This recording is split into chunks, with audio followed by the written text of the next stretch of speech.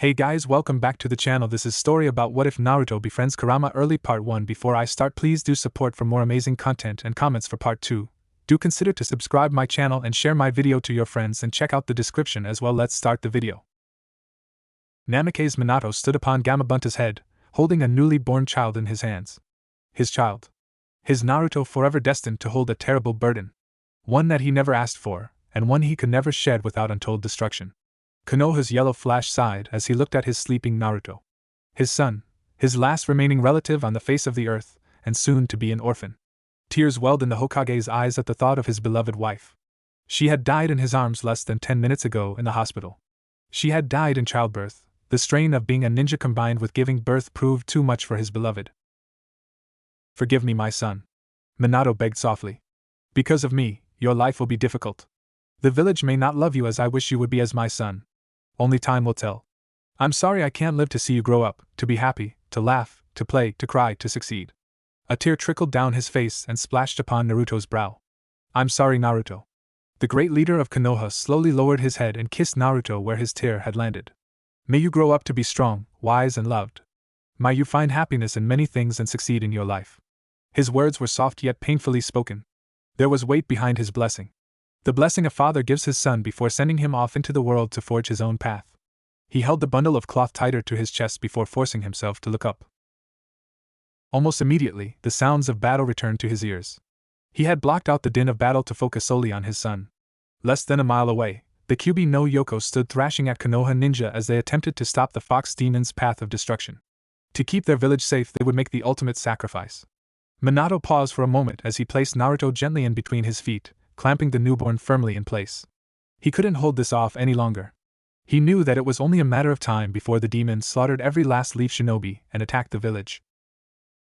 He slowly and carefully formed seal after seal, stringing them together in a long and complex chain, weaving a powerful jutsu out of his chakra. Gradually, the pale unearthly shadow of the death god came into being, hovering behind him, its fearsome sight unseen to everyone on the battlefield. "Goodbye, Naruto." Namake's Minato felt the cold, death-like spectral hand reach through him as the death god stretched its arm out through Minato and towards the rampaging Biju. As soon as its arm reached its target, the nine-tailed fox froze. A blinding light filled the ravaged war zone as Minato directed the Kyuubi's form into his son. Almost instantly the demon was gone, and on Naruto's belly a swirl seal formed as black as the midnight sky. "Demon, if you can hear this, know that you will never escape." The fourth Hokage coughed as the death god moved in to claim its payment. "Aid my son in becoming the best person he can be." His voice weakened as life began to leave his body. "Teach him how to be strong, guide him to be a person of honor and courage." Minato was on his final reserves. The force of the death god couldn't be delayed for long. "Help him learn my jutsu and become even greater than I." With his dying breath, Namake's Minato managed to whisper, "I love you." He couldn't hold out any longer. With a savage yank, the death god pulled Minato's spirit from his body and ate it, slowly disappearing into nothing as he swallowed. With the death of his summoner, Gamabunta knew he couldn't stay long. With long, powerful hops, he carried his precious passengers back to Konoha, to the north gate opposite from the Hokage mountain. His tongue snaked up to his head and gently wrapped around the body of Minato and the now crying Naruto. He lifted them off and slowly placed them at the feet of an old ninja, one who had seen countless battles and had come through victoriously. "It is done," he boomed in a pained and sad voice. "Take care of him."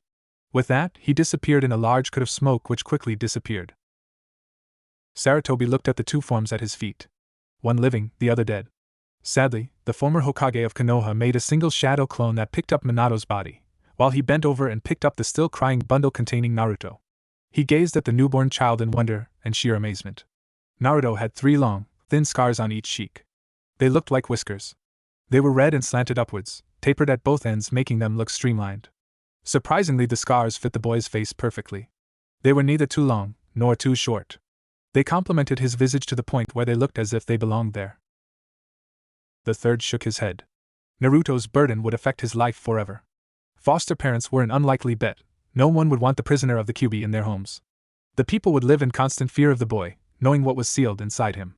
There was no chance for the village to not find out what Naruto held. The death of the well-liked and adored fourth would need a thorough explanation. Nothing could be withheld, as the villagers would without a doubt demand an explanation. The aged man sighed again as the mournful faces of the villagers began to emerge from their houses, hearing the terrible sounds of battle cease.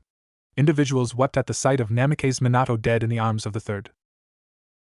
Saratobi made his way through the streets of Konoha to the Hokage's mansion, where he handed his successor's body to a small group of ninja specifically summoned to prepare their fallen leader's body for the grave.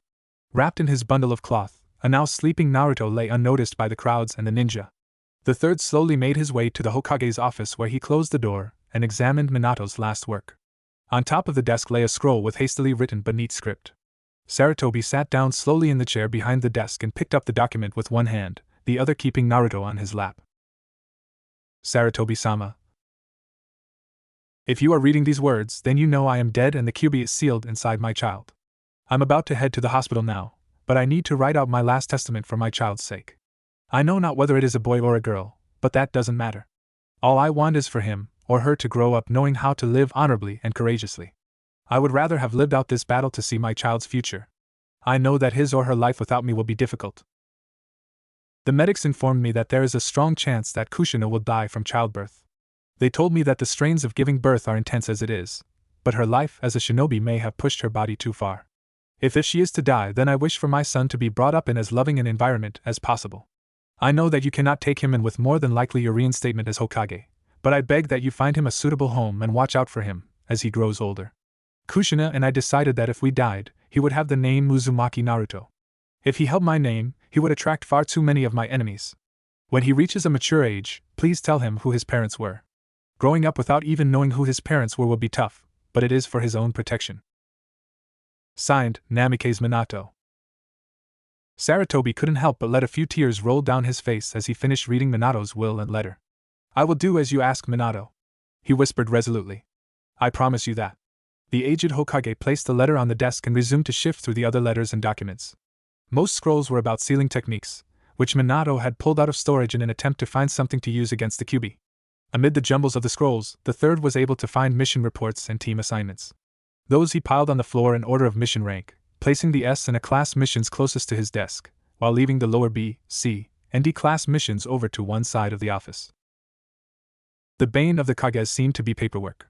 Nothing was more time-consuming, nerve-wracking, tedious, and hated in the Kage's line of duty. The most powerful shinobi of the hidden villages were stuck in their respective villages, doing paperwork, not missions, paperwork. Saratobi sighed as he gently picked up Naruto. The infant would need a wet nurse. With the number of shinobi killed in the attack, the orphanages would be admitting more children. More children meant an easier time slipping Naruto into the organization without unneeded attention. The old shinobi sighed as he exited the office. He was going to have to retake the title of Hokage. He was going to have to rebuild Konoha to its former strength. He was going to have to deal with Naruto. Not surprisingly, the streets of the Hidden Leaf were packed with civilians and ninja alike, all of them trying to help the wounded to the hospital. Konoha's renowned medical teams would have to come through for the village yet again as the wounded continued to flood into the gates. No one seemed to notice the Hokage suddenly henge into civilian and mingle into the crowd. He was hidden as a middle-aged man with scars on his face, obviously a laborer, with brown hair, brown eyes, and plain clothes. Nothing stood out about him except for the sleeping infant in his arms. When he arrived at the most hospitable and well-known orphanage in Konoha, he acted confused and slightly on edge. Excuse me? His voice was deep and commanding and instantly got the attention of an aide. Can I help you? She asked in a kind voice, one that exuded calmness and peace.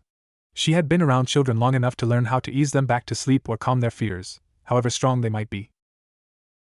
I was told to bring this child here, the Hokage's hinged voice said with some uncertainty. He was a ninja who was leaving for battle. That's understandable, the aide replied.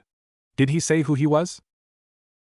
No, but he said his son's name was Uzumaki Naruto, Saratobi replied, his false voice slowly gaining confidence. He said that if he survived, he would come to reclaim his son here, so here I am. Very well, the aide said with a sigh. With such an intense attack, we are literally overflowing with new orphans. Naruto started to cry that moment. I guess he is hungry. She looked at the man and said, I'll take him from here. Thank you for bringing him, and if you see the man, tell him where his son is. I will, Saratobi replied, knowing full well that Minato would never come. He walked out of the orphanage and into the streets. He released his henge and readied himself to face the attack at hand. 5 years go by. Naruto was running as fast as his little legs would carry him. Behind him, an angry crowd was chasing him, throwing all manner of projectiles at the poor blonde boy. Ducking into an alleyway, Naruto desperately hoped that he could escape in the narrow confines between the two-story buildings. Unfortunately for him, it was a dead end. He was never going to escape now. Desperate, he huddled into a shadow as best he could. In the late afternoon sun, the towering building prevented the sunlight from reaching the pavement, creating an artificial twilight. Only 5 of the mob decided to brave the dark and smelly alley to search for their prey. "Come out, demon," one said in a sickening sing-song voice, mocking the terrified Naruto. "Come out and die." Naruto couldn't help but huddle closer to the alley wall, partially hidden by a dumpster. His arms were wrapped around his knees, which were tucked into his chest. Naruto was small, but his blonde hair and lack of objects to hide behind didn't aid in his hiding. Even in the artificial twilight, he would be completely visible if the villagers only edged a little further down the alley.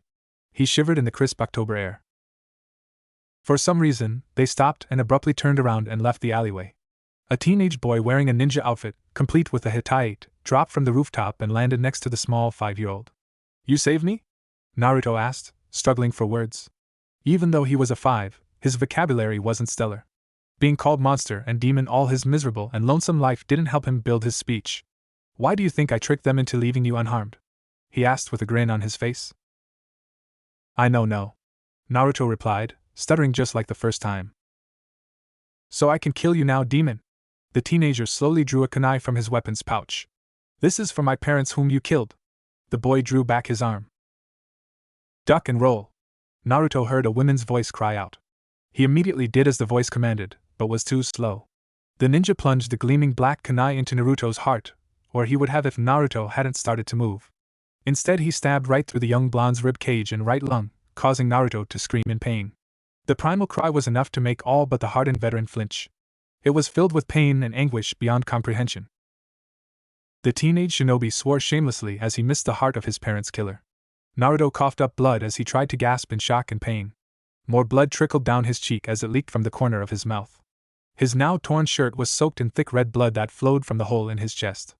The ninja would have continued his assault if it were not for several other leaf shinobi and civilians coming to investigate. Hastily, he withdrew his weapon from Naruto's chest and leapt out of the alleyway, leaping from rooftop to flee the scene of his cruel assault. Reality for 5-year-old Naruto was different from the bloodied mess the villagers found. Although the boy was still alive, he seemed to be unconscious, not surprising considering the amount of pain and blood loss the kid was suffering. Reality for Naruto was damp and dark. His fearful eyes glanced from side to side, seeking something, anything that could tell him where he was. He heard a rumble to his left, and glanced in that direction. Although his appeared to be in a tunnel of some sort, with a few inches of water at the base, a red glow seemed to emanate from the side tunnel. "Who there?" he asked in a frightened and subdued voice. He heard nothing in reply, so he stood up and walked towards the light with one hand on the tunnel wall for guidance and support. He walked for only 20 of 30 steps before a huge chamber opened up before him. The young Naruto couldn't help but gaze upwards in awe of the immense height. After a moment, he leveled his gaze at an immense gate in front of him. Its thick iron bars were square and allowed Naruto's curious head to peer inside the cage. "Naruto," crooned the woman's voice again. "Where you?" Naruto asked, confused by not being able to see whoever was talking to him. "Why I no see?" "I'm right in front of you, Naruto," the voice said again. "Do you wish to see me?" It was calm and soothing, almost tender as the voice spoke to the small blonde. "Yes," Naruto replied almost instantly. "I want to see you," he said in his little kid's voice. Behind the bars of the gate, an immense form materialized. Red eyes slowly opened and a halo of red light illuminated the voice's owner. Naruto yelped and scrambled away from the large creature behind the gate. "I will not hurt you, Naruto," the creature said softly and comfortingly. "Who you?" Naruto asked in his broken speech, but still able to convey his question. "I am Kyubi no Kitsune," the red creature replied. "I am the nine-tailed fox." "Nine-tails bad," Naruto said automatically. "All say so?" "Not everyone knows who I am," the Kyubi replied. "You girl?" Naruto asked curiously as he listened to the female voice resounding through the cavern. "Yes, silly. I'm a girl," the Kyubi answered, grinning and revealing a row of flashing white teeth that seemed threatening to the small boy who scurried away further. "You may call me Q-chan." "Q-chan?" Naruto half asked and half stated. "That you? Why you here? Where here?"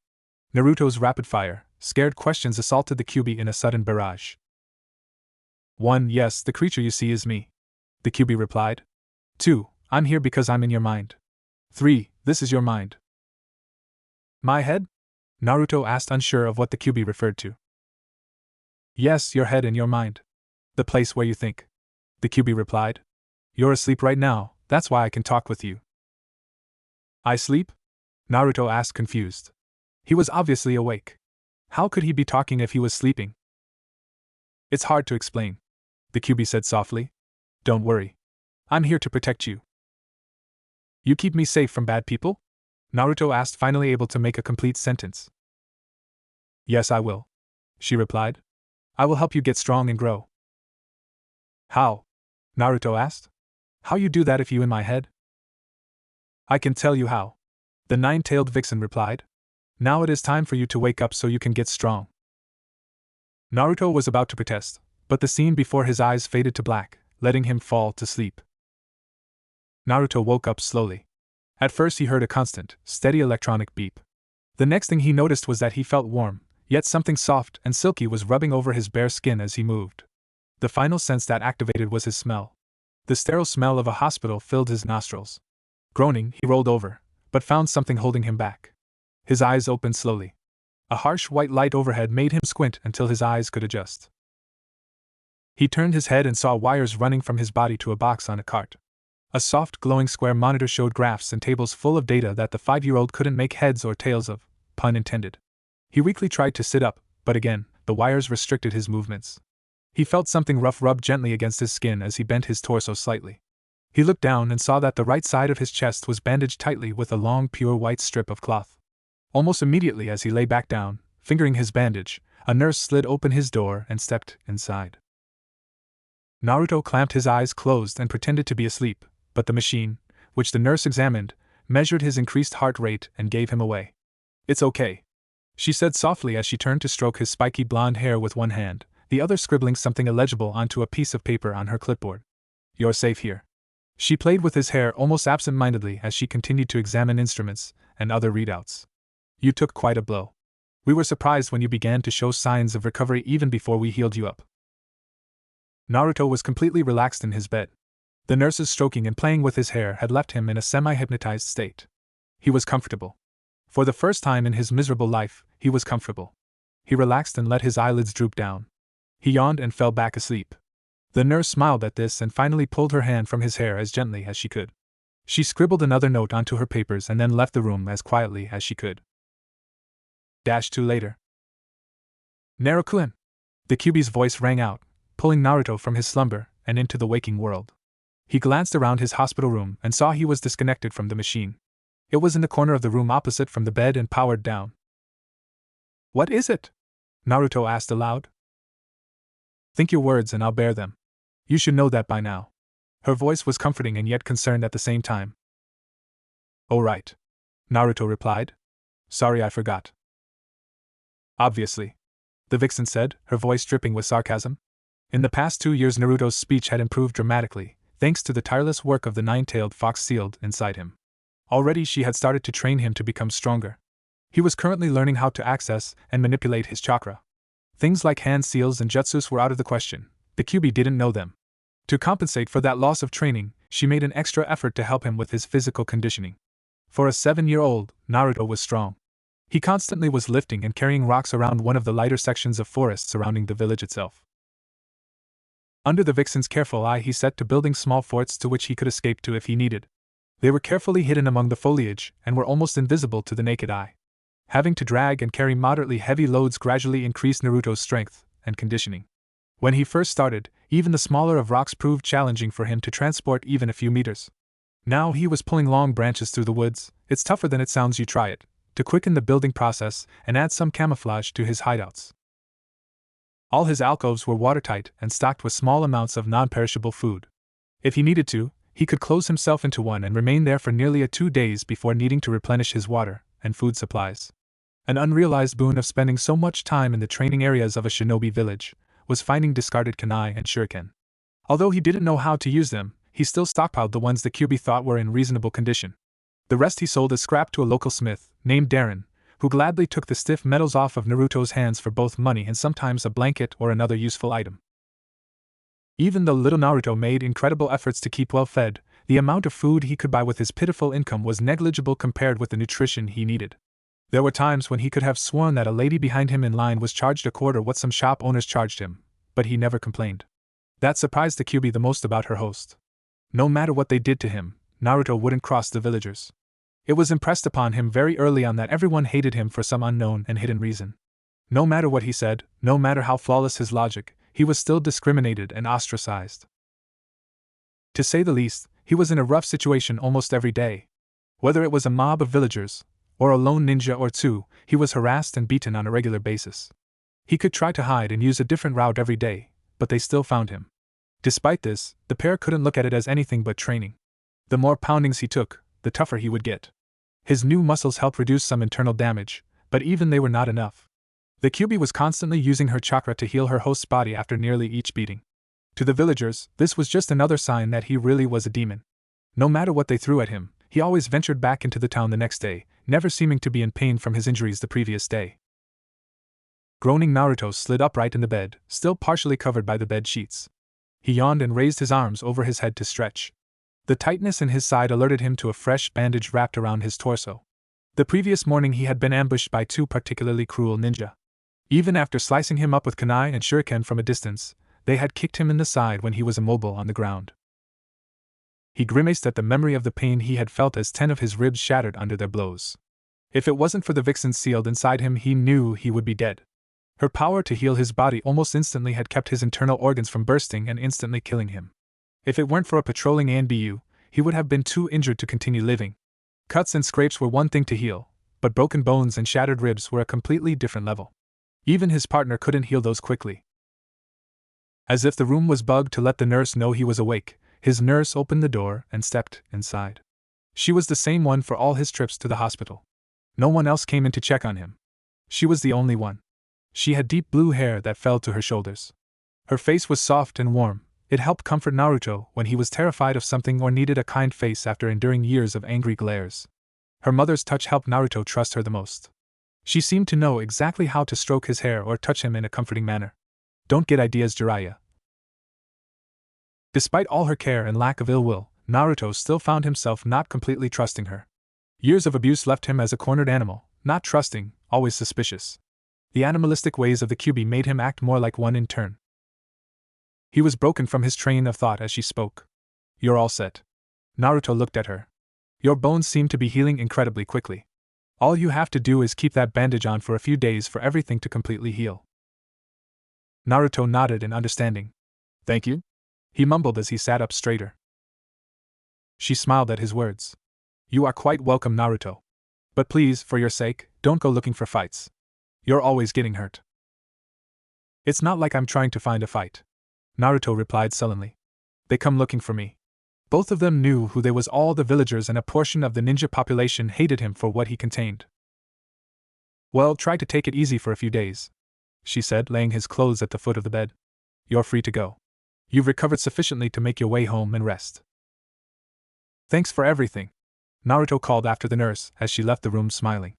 Quickly he stripped off his hospital clothes and slipped into his own patched but intact clothes. He slipped out of the hospital and successfully made it to one of his many hideouts. Once inside, he relaxed and flopped down on the ground, careful to keep his ribs from screaming in protest. Careful, the Kyuubi warned. You aren't healed all the way yet. You need to rest for a while. But I'll need to get food by noon tomorrow, Naruto complained. I'll need to move about. Didn't you listen to a word that your nurse said to you? She asked. She said to not strain yourself for several days. She paused to contemplate their situation. I'll have to think of something to help you out. But what about food? Naruto asked. You certainly have a one-track mind. You know that? The Kyuubi asked, musing about what to do. Food is important, Naruto retorted. I need food to survive. You might be able to summon me, the Kyuubi said after a minute of ignoring Naruto's protests and rants about food. How would that help me? Naruto asked. You're hundreds of feet tall and will attract a bit of attention. Baka! She shouted, smashing her many tails into the water in her cage. I'm incredibly powerful. The only reason why I'm big is because of all the power I have. If you were to limit the amount of chakra that leaks out, I could assume any size needed. If this was possible, why didn't you make me summon you when you first started to talk with me? Naruto asked, slightly betrayed by the vixen's apparent lack of consideration. Back then you didn't have the strength to do diddly squat, she said, offended by the blonde's accusation that she, the QB no Kitsune, would betray someone. Now, only after all your training, might you be ready for this. Alright, Naruto replied, slightly forgiving the fox. So how do I do it? I haven't gotten that far yet, she confessed. Naruto's sweat dropped at this. Then why mention it if you don't know how it would be done? Naruto asked. I'm sorry, she replied. But I could teach you how to bring the big version of me out. I'm only working on the size control right now. How long have you been working on this? Naruto asked. Sure. She hushed him. About 5 minutes and I'm almost done, so stay quiet. The blonde could hear the QB's mutterings, and after another 5 minutes she finally spoke. Alright, I've got it. Finally! Took you long enough, Naruto exclaimed with mock exasperation. You try figuring out something this complex in 10 minutes, she retorted. All you have to do is hold your hands in this position. She pulled Naruto into his subconscious in front of her cage. She used her forepaws to show Naruto the hand seal. I thought you didn't know any hand seals. Naruto's voice rang out and echoed around the chamber.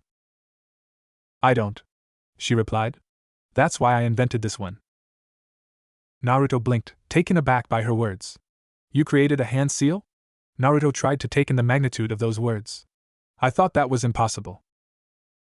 The QB sighed. Hand seals are used to manipulate your chakra without having to concentrate hard.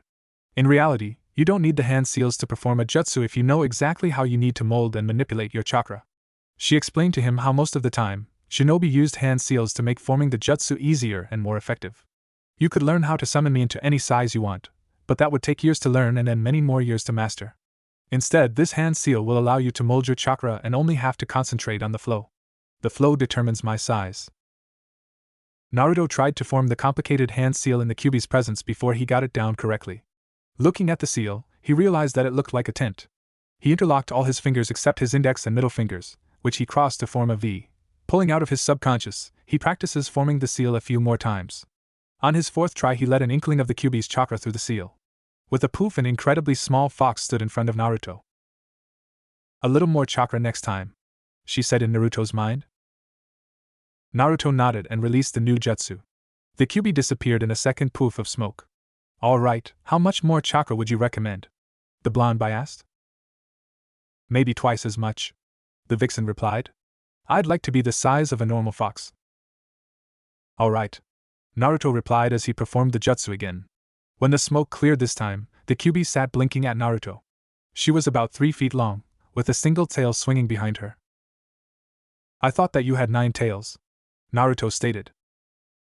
The more power I have, the more tails I will grow, she replied. With the pitiful amount of chakra you let me have, this is the biggest I can grow with the most tails possible. So you could have 9 tails worth of power while still being that size? Naruto asked. Yes, but the power would undoubtedly bring shinobi running for miles to investigate. She sighed. She would love to be roaming the plains and feeling the air run through her fur, but instead she was trapped inside a small, human boy. The kind of power I possess cannot be hidden or masked. There is simply too much. Oh, alright, Naruto said. So are you going to get food or something? I was just heading out, the vixen replied as she bounded out the entrance and disappeared into the underbrush around the hideout. Naruto looked out, trying to see the red fox through the dense foliage, but to no avail. Sighing, he settled into a slight depression in the ground that he fit in perfectly. Without anything else to do, Naruto picked up one of his many kunai and began to whittle a short stick. It was one of his habits that he fell into when he needed to think or simply pass the time. Now was just time to be wasted. With his Q-chan out hunting or doing something to gather some food, all the little blonde 7-year-old could do was to wait for her return. He whittled and whittled, not really paying attention to what he was doing with his hands, completely on autopilot. He heard a twig snap outside and then another. Q-chan, where are you? I'm stalking a rabbit. Sure, she replied from her location not too far away. There's someone near me on the outside, Naruto said with worry creeping into his voice. Shit, I'll be there as fast as I can be, the QB said, leaping from her hiding spot, scaring the rabbit half to death, and bolting back towards the hideout. You'd better be alright when I get there. Naruto snapped to attention when he heard the twigs snap as people drew nearer to his hideout. Almost immediately, he dropped the stick he was whittling, and grasped the hilt of the kunai in a firm grip. He crawled to the far side of his hideout, farthest away from the entrance, and waited with nervous excitement.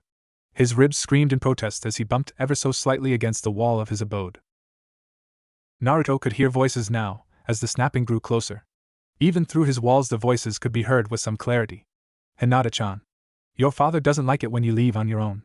The kind woman's voice struck a chord with the blonde Jinchuriki. She sounded like a kind mother.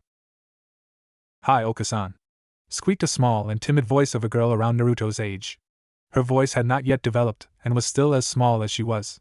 "Should I try to use my Byakugan?" "Why not?" the older woman replied. "It would make father proud if you improved your abilities with it." Naruto heard a shuffling in front of the entrance of his hideout. Timidly, he crawled to the entrance, and peered out to see to whom the voices belonged to. There were two people standing a mere 3 meters from his door. The smaller one, who looked to be exactly his age, had her hands clasped together in front of her. "Byakugan!" she cried and startled Naruto. Her eyes seemed to suddenly bulge out of her head. Upon further examination from Naruto's hiding place, he realized that it was the veins around her eyes that had bulged out. When she turned slightly in Naruto's direction, he could see that her eyes were pale lavender, almost completely white. He gasped slightly, attracting the attention of the older woman. She started to walk towards Naruto's position when the Kyuubi burst out of the undergrowth and slid to a stop in front of Naruto and the entrance. Naruto was relieved at the sight of his foxy companion, but he was still scared of the two human females a meter from his hidden location. The younger girl, who Naruto remembered the older woman calling her Hinata, turned to look at the Kyuubi who was just in front of Naruto. Suddenly she gasped as she noticed Naruto hiding in his living space. Her Byakugan enabled her to pierce through the walls and see the young blonde crouching by the entrance. "Oka-san, there's someone in there." She flashed behind the older woman and peered out from behind her legs. She pointed at the foliage slightly behind a slightly growling Kyuubi. "Are you sure?" the older woman asked, not taking her eyes of the fox. "Hi," Hinata replied. "A boy, his chakra coils are highly developed for someone our age." "How does she know where I am?" Naruto asked the Kyuubi. "She has the Byakugan, it's one of the Konoha clan bloodlines," the Kyuubi replied. "With the training she has had with it, it's no surprise that she saw you." "Should I step out, Q-chan?" Naruto asked his vixen companion. "They already know I'm here." "Staying hidden no longer holds a tactical advantage," she replied. "Just make sure you're armed and ready to run." Naruto stepped out like the Kyuubi suggested, holding his kunai in a defensive position. The weapon surprised both females, but only Hinata showed it. "Who are you?" Naruto asked, his nervousness clearly evident in his wavering voice. "What are you doing here?" The Kyuubi moved to stand next to Naruto, still weary of the females, but ready to fight nonetheless. "I am Hyuga Hinata," Hinata squeaked from behind the older women. "And I am her mother," the older woman said. "Now who are you?" "I'm Uzumaki Naruto," Naruto replied quietly. The Hyugas standing in front of him barely heard him, but were able to decipher what he said. "It's nice to meet you, Naruto-kun," Hinata's mother said. "Why are you out here?"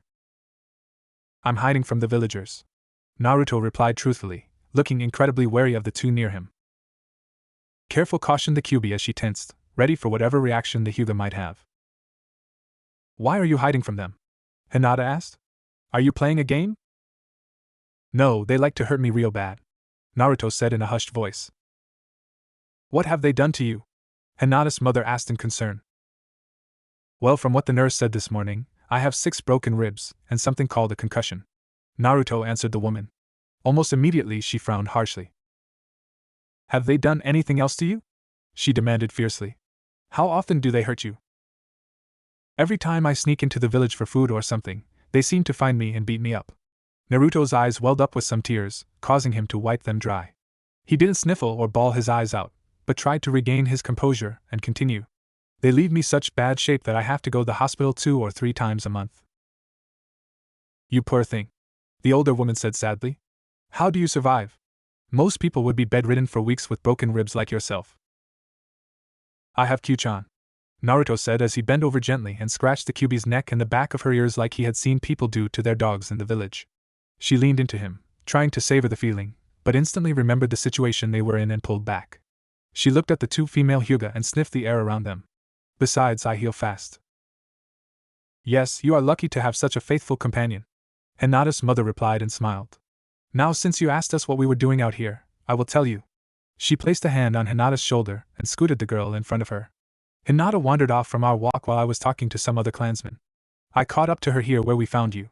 She looked at the blond boy standing before her and at his sharp, clear blue eyes. Does that answer your question?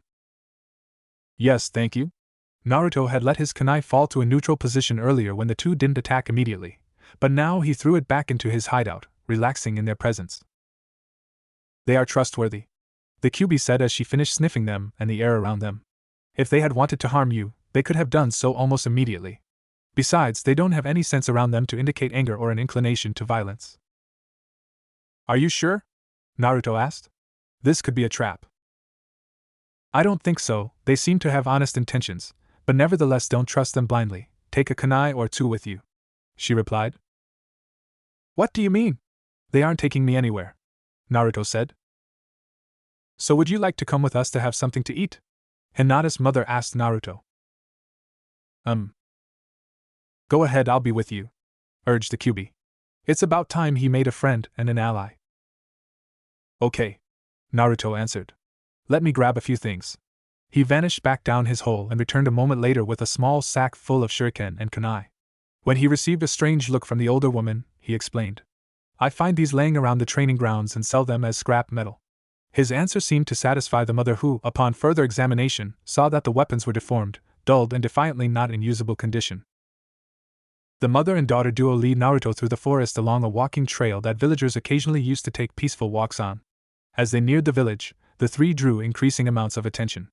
Naruto also began to hear the usual whispers of monster and demon as well as a few vicious comments directed towards the two Hyuga. What are they doing with him? And I thought that the Hyuga had more class. When Naruto heard the comments directed towards his two companions, he snarled. The Kyuubi, running around Naruto's heels, also drew back her snout to form a noiseless snarl as she felt Naruto's anger and heard the comments. Upon entering the village proper, the news that one Uzumaki Naruto had entered the gates of Konoha spread like wildfire. Soon, a small crowd followed only a dozen steps behind the three. Hinata's mother ignored the crowd for a few blocks, but finally she stopped, spun around and confronted the crowd. Can I help you? She demanded. You can give us that demon, one man shouted. You should know better than associate with monsters such as him, a second cried. We must kill it for what it did to us, a third and fourth voice demanded.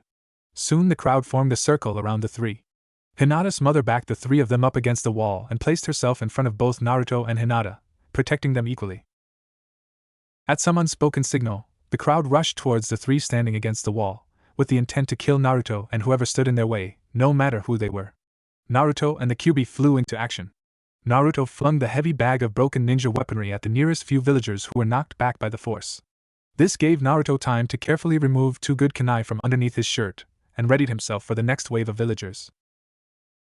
To Naruto's right, Hinata's mother had engaged in a taijutsu fight with some more villagers. Despite the fact she wasn't a kunoichi, being a part of a ninja clan taught her how to defend herself. The Shi and Naruto stood protectively in front of Hinata, whose activated Byakugan helped her dodge any projectiles that might have gotten past her protectors. The Kyuubi stood furthest to the right and leapt at anyone who approached her. She showed no mercy and brutally incapacitated all the men who tried to attack her. In under a minute, ANBU ninja arrived at the scene and forced the mob to stop their assault.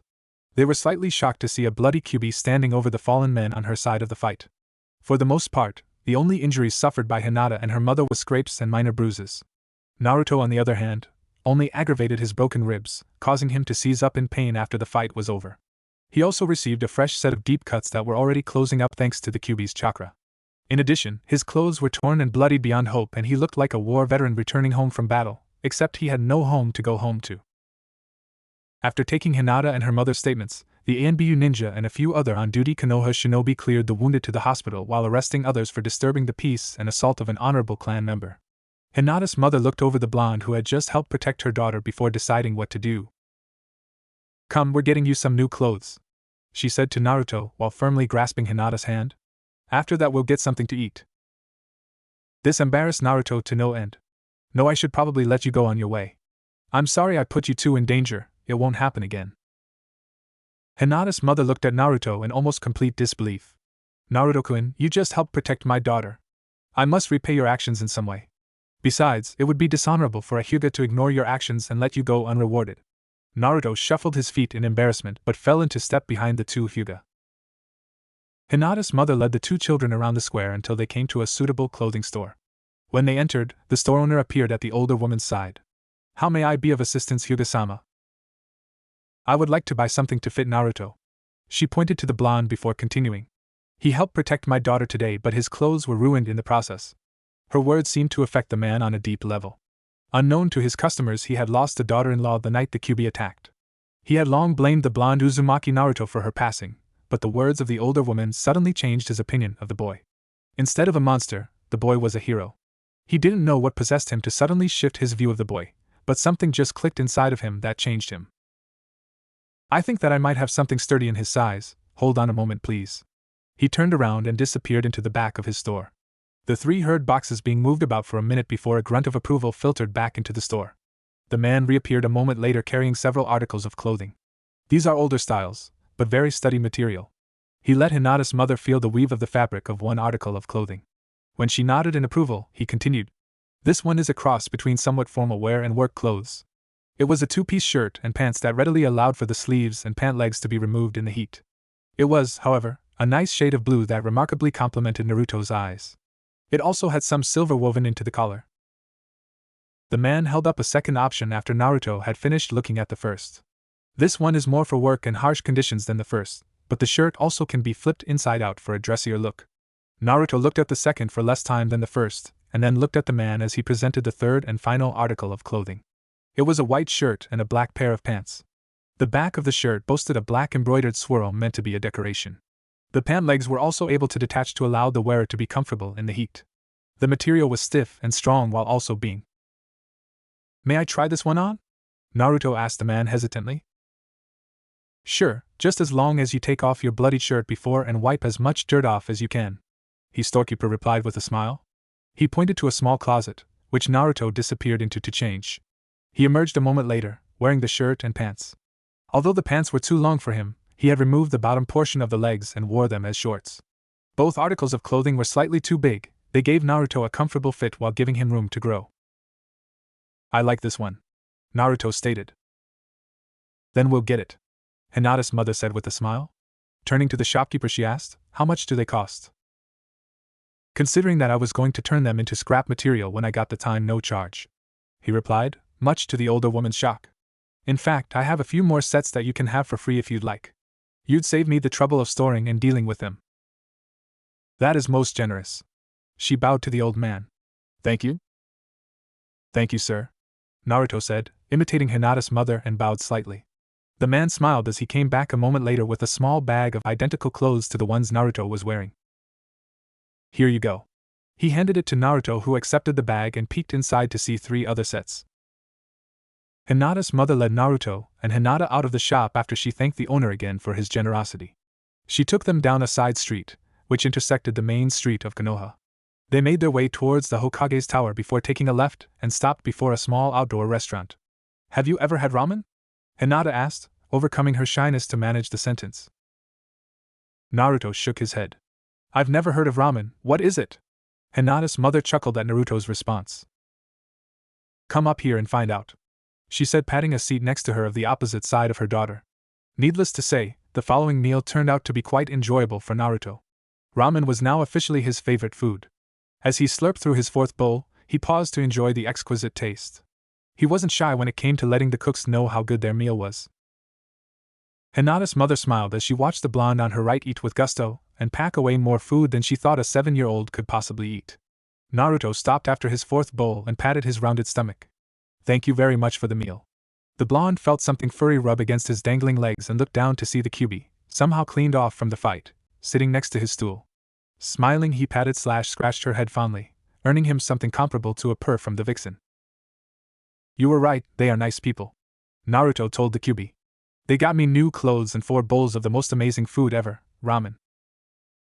"Are you going to do anything else with them?" the fox asked her host. "I don't know," Naruto replied. "But I'll find out soon enough." "Naruto-kun, I would like for you to meet Hinata's father, my husband. I'm sure that he would like to know who helped protect his daughter." Naruto only nodded as he took this information in. In his head, Naruto was stunned at how he was being treated. For the first time in his life, someone had actually bought something for him and was trying to introduce him to their family. From what the Kyuubi had told him about the Hyuga clan, he knew that they were a proud and powerful clan and one of the most respected in Konoha. You should be glad that this woman has taken an interest in you, the vixen walking next to Naruto said. Naruto suddenly became aware that he was entering a walled and gated compound. He had been so deep in thought that he didn't remember walking there. If they decide to support you or take you under their wing, you wouldn't have to worry about the villagers. Ma'am? What should I call you? Naruto asked Hinata's mother. I don't want to appear disrespectful to you in front of your husband. Hinata's mother smiled at the blonde walking beside her. You may call me Lady Hyuga in front of him, and you should call him Hyuga-sama, or if he introduces himself, Hayashi-sama. Naruto nodded in understanding. Thanks, I'll remember that. He looked at Hinata, who had been quiet for a very long time. Are you okay? You haven't said anything for a while. I am fine, she whispered and then tried to hide behind her mother's legs. Okay, Naruto said, doubting her words. Man, that fight was scary. Hi. Hinata replied. But you were really brave to stand up to those people. Eh? Naruto asked. You really think so? He had never received a compliment from a human being in his 7 harsh years of existence. Thank you, Hinata-chan. Hinata blushed at Naruto's reply. In her eye, he was one of the bravest people she knew, second to her father and mother. Naruto fell silent as they stopped in front of a door.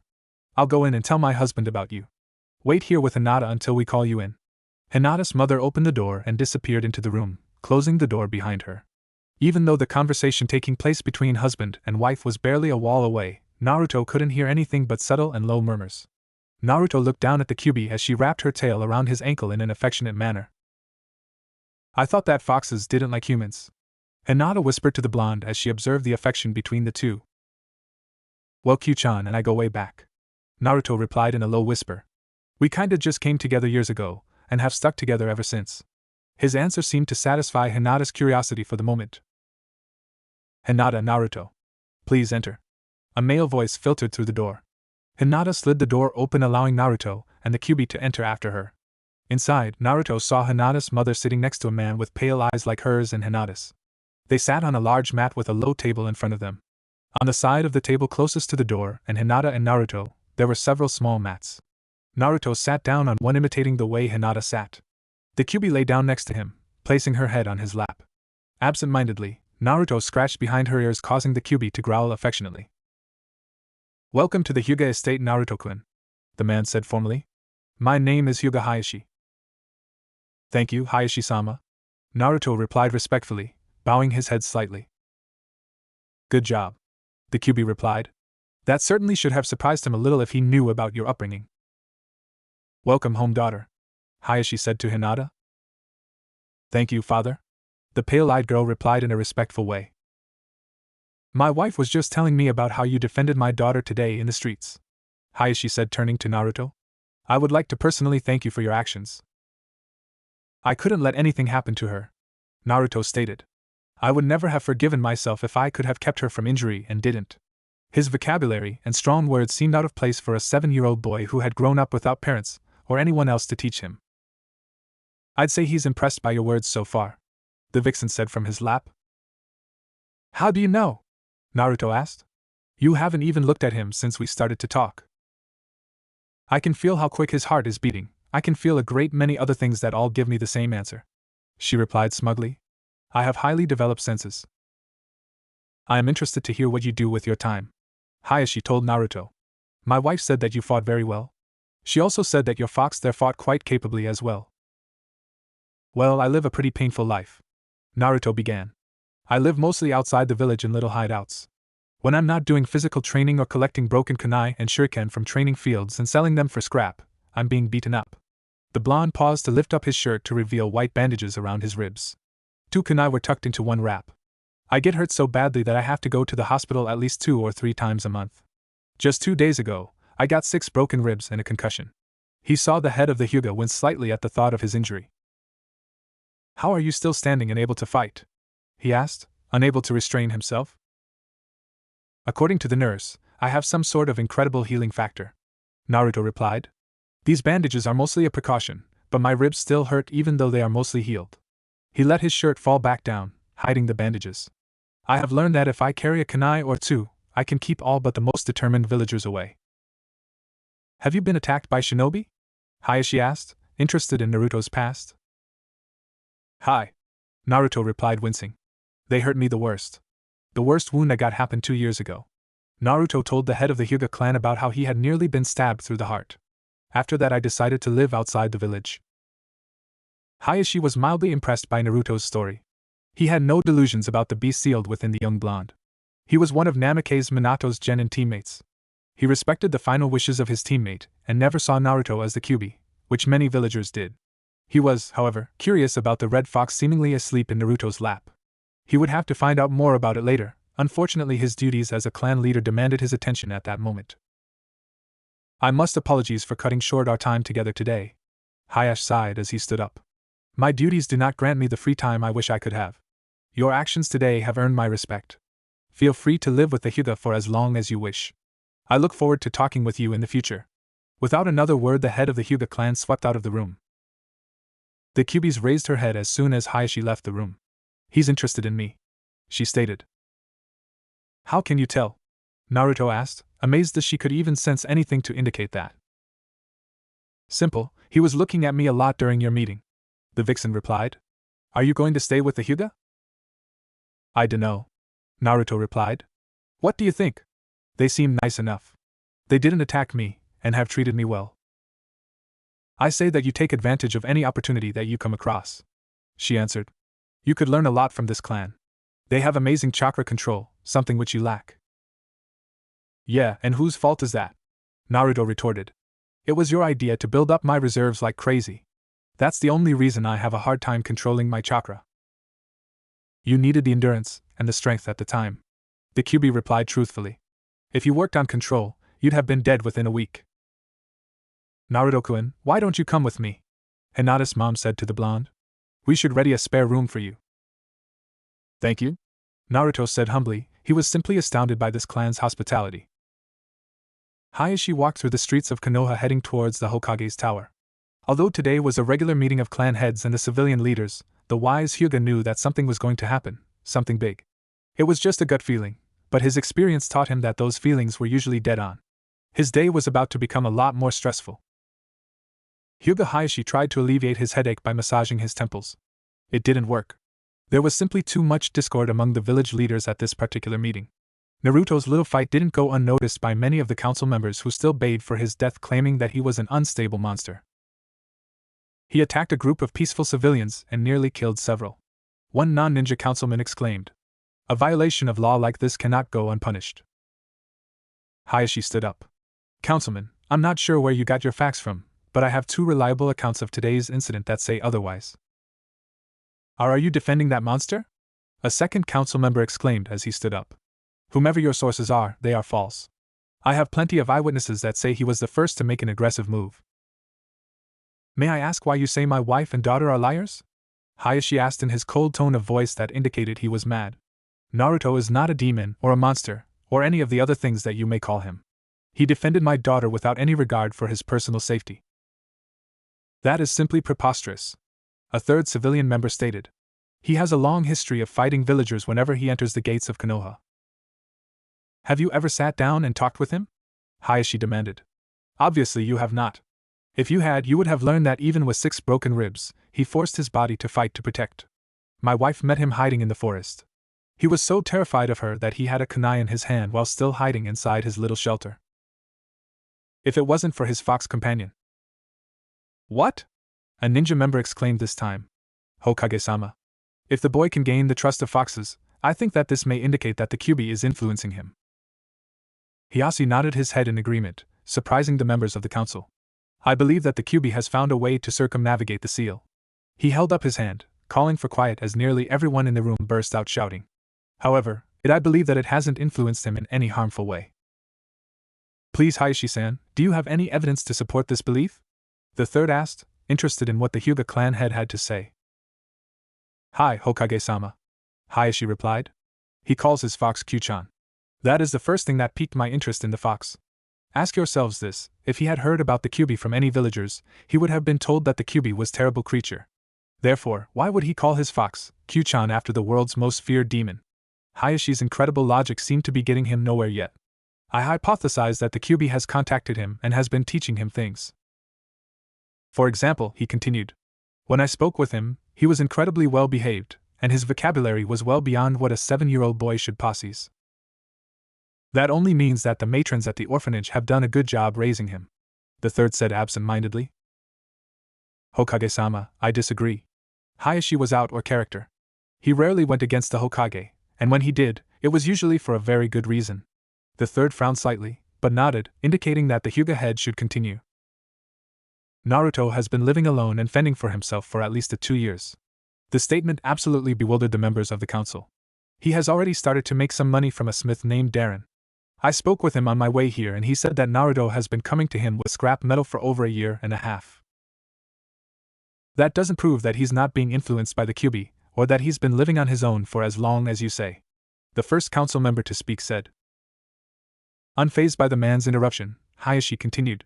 I also checked into his medical records in the hospital. He has been there at least 3 times a month for the past 2 years, starting with his first admittance at the age of 5 when he was stabbed with a kunai, nearly completely through his chest. The ANBU patrol that found him and brought him to the hospital stated that he had lost a huge amount of blood, and yet he survived the incident. When no parents or guardians came to claim him after 3 days, he was released from ICU and allowed to recover in the normal wards. To whom did you talk to find out this information, Hayashi-san? The elderly Hokage asked, concerned. No one. It was all in his file, which is quite thick. Hayashi set a folder on the table everyone was sitting at. This is a copy of his medical record. He paused for a moment before continuing. It states on every single admittance to the hospital that he recovered in a matter of days, if not hours, no matter how grievously he was injured. He has a healing factor which I believe comes from the QB. This significantly supports your statement that he has been without a guardian for quite some time, but how does this show that the QB is benign? Sarutobi asked as he closed the folder slowly. If the QB truly meant harm to the boy or Konoha, don't you think something worse than Naruto being injured would have occurred? Hayashi asked the assembled village leaders. The fact that in all the police reports concerning Naruto state that no one has ever come forth claiming that he had harmed him in any way. With everyone in the village seemingly crying out for his death, no one has come forward with evidence such as a wound to show that Naruto attacked them. Everyone turned to Uchiha Fugaku. Is this true, Fugaku-san? The third asked. Hi Hokage-sama. The leader of the Uchiha clan and the Konoha police force replied. What Hayashi-san says is true.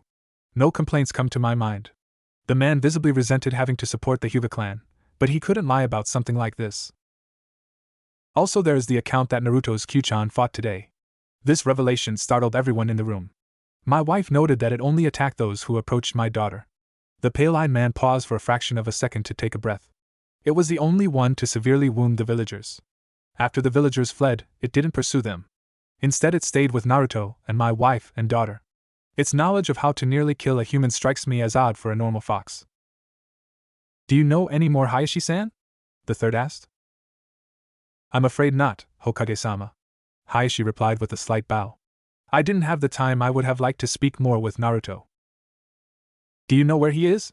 The third asked. Hi, he's probably in the Hyuga estate as we speak, Hayashi replied. I invited him to live with us for a while. Tell him that I would like to speak with him tomorrow and for him to bring his fox, Sarutobi said. Hi Hokage-sama. Why would you consent to having a demon under your roof, Hayashi? A nameless council member exclaimed. Have you gone mad? Anger flashed through Hyuga Hayashi's eyes. No, it is you who are all mad. Do you know why Naruto defended my family? No one said a word. He told me that he couldn't forgive himself if someone who was kind to him got hurt on account of him. The boy has more guts than the whole lot of you combined. Hayashi didn't say another word as he stormed out of the room. Danzo scowled at the uncharacteristic actions of the Hyuga clan head. Standing up, he addressed the council. I believe that since Naruto contains a great power, the former root leader avoided mentioning the Kyubi by name and potential, he should be taught by the best Konoha has to offer in order for him to become a great shinobi. You wish to turn the boy into a living weapon, the Sandaime stated in a monotone expressing his dislike for the crippled man. Not a weapon, but a person that can either end or prevent a war due to their power like the Yondaime, for example. He trailed off knowing that he would have support from the other council members. With all due respect, Danzo, the pup is barely 7 years old. Inuzuka-tsum, the head of the Inuzuka clan, replied. We don't know whether he wants to become a shinobi or not, and it isn't our place to force him into a life he may not like. I agree with some. Akimichi Chuza, the head of the Akimichi clan, added. We all have kids his age, and although they will probably want to become shinobi, we don't force them down that path. Other clan head nodded in agreement. But this is for the best of the village, Danzo said in protest, looking at several council members that normally supported him. He could even grow strong enough to claim the title of Hokage when he is old enough and ready for such a responsibility. It would greatly increase Konoha's reputation. Pray tell, Danzo, who did you have in mind to train the boy? Sarutobi asked suspiciously. I know that I may not be fit for shinobi duties, but I can still pass on my knowledge to younger generations. Danzo's cool voice enticed those who listened to agree with him, but to his dismay, many were not convinced. I think that those who learned under me in the past have benefited greatly from my tutelage. Yes, so much so that they are beaming with smiles and saying to everyone they can how great a teacher you are.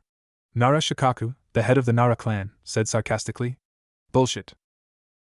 While I will admit that you produced the third trailed off looking for the right word. Excellent shinobi, you do not try to let them keep their personalities. You strip them of their emotions, leaving them unfit for any other line of work. I agree with Hokage-sama. Aburaim Shibi, the head of the Aburaim clan, stated in an emotionless voice. Although we, Aburaims, think logically, we are not devoid of emotions. Someone without emotions cannot truly be a human because emotions define us as a species. His words backed the Hokage's position. Feelings also drive shinobi to strive their hardest to obtain their goal. He turned to Danzo before continuing. Danzo, how someone without unnecessary emotions can love Konoha enough to be willing to die for its safety? Is not love an emotion? Quite frankly, your trainees are failures of humans. The head of the Inuzuka clan added her 2 cents to the Aburaim's cause. Danzo scowled at their stances on the issue, as well as the lack of support he received. No one lifted so much as a finger to help him.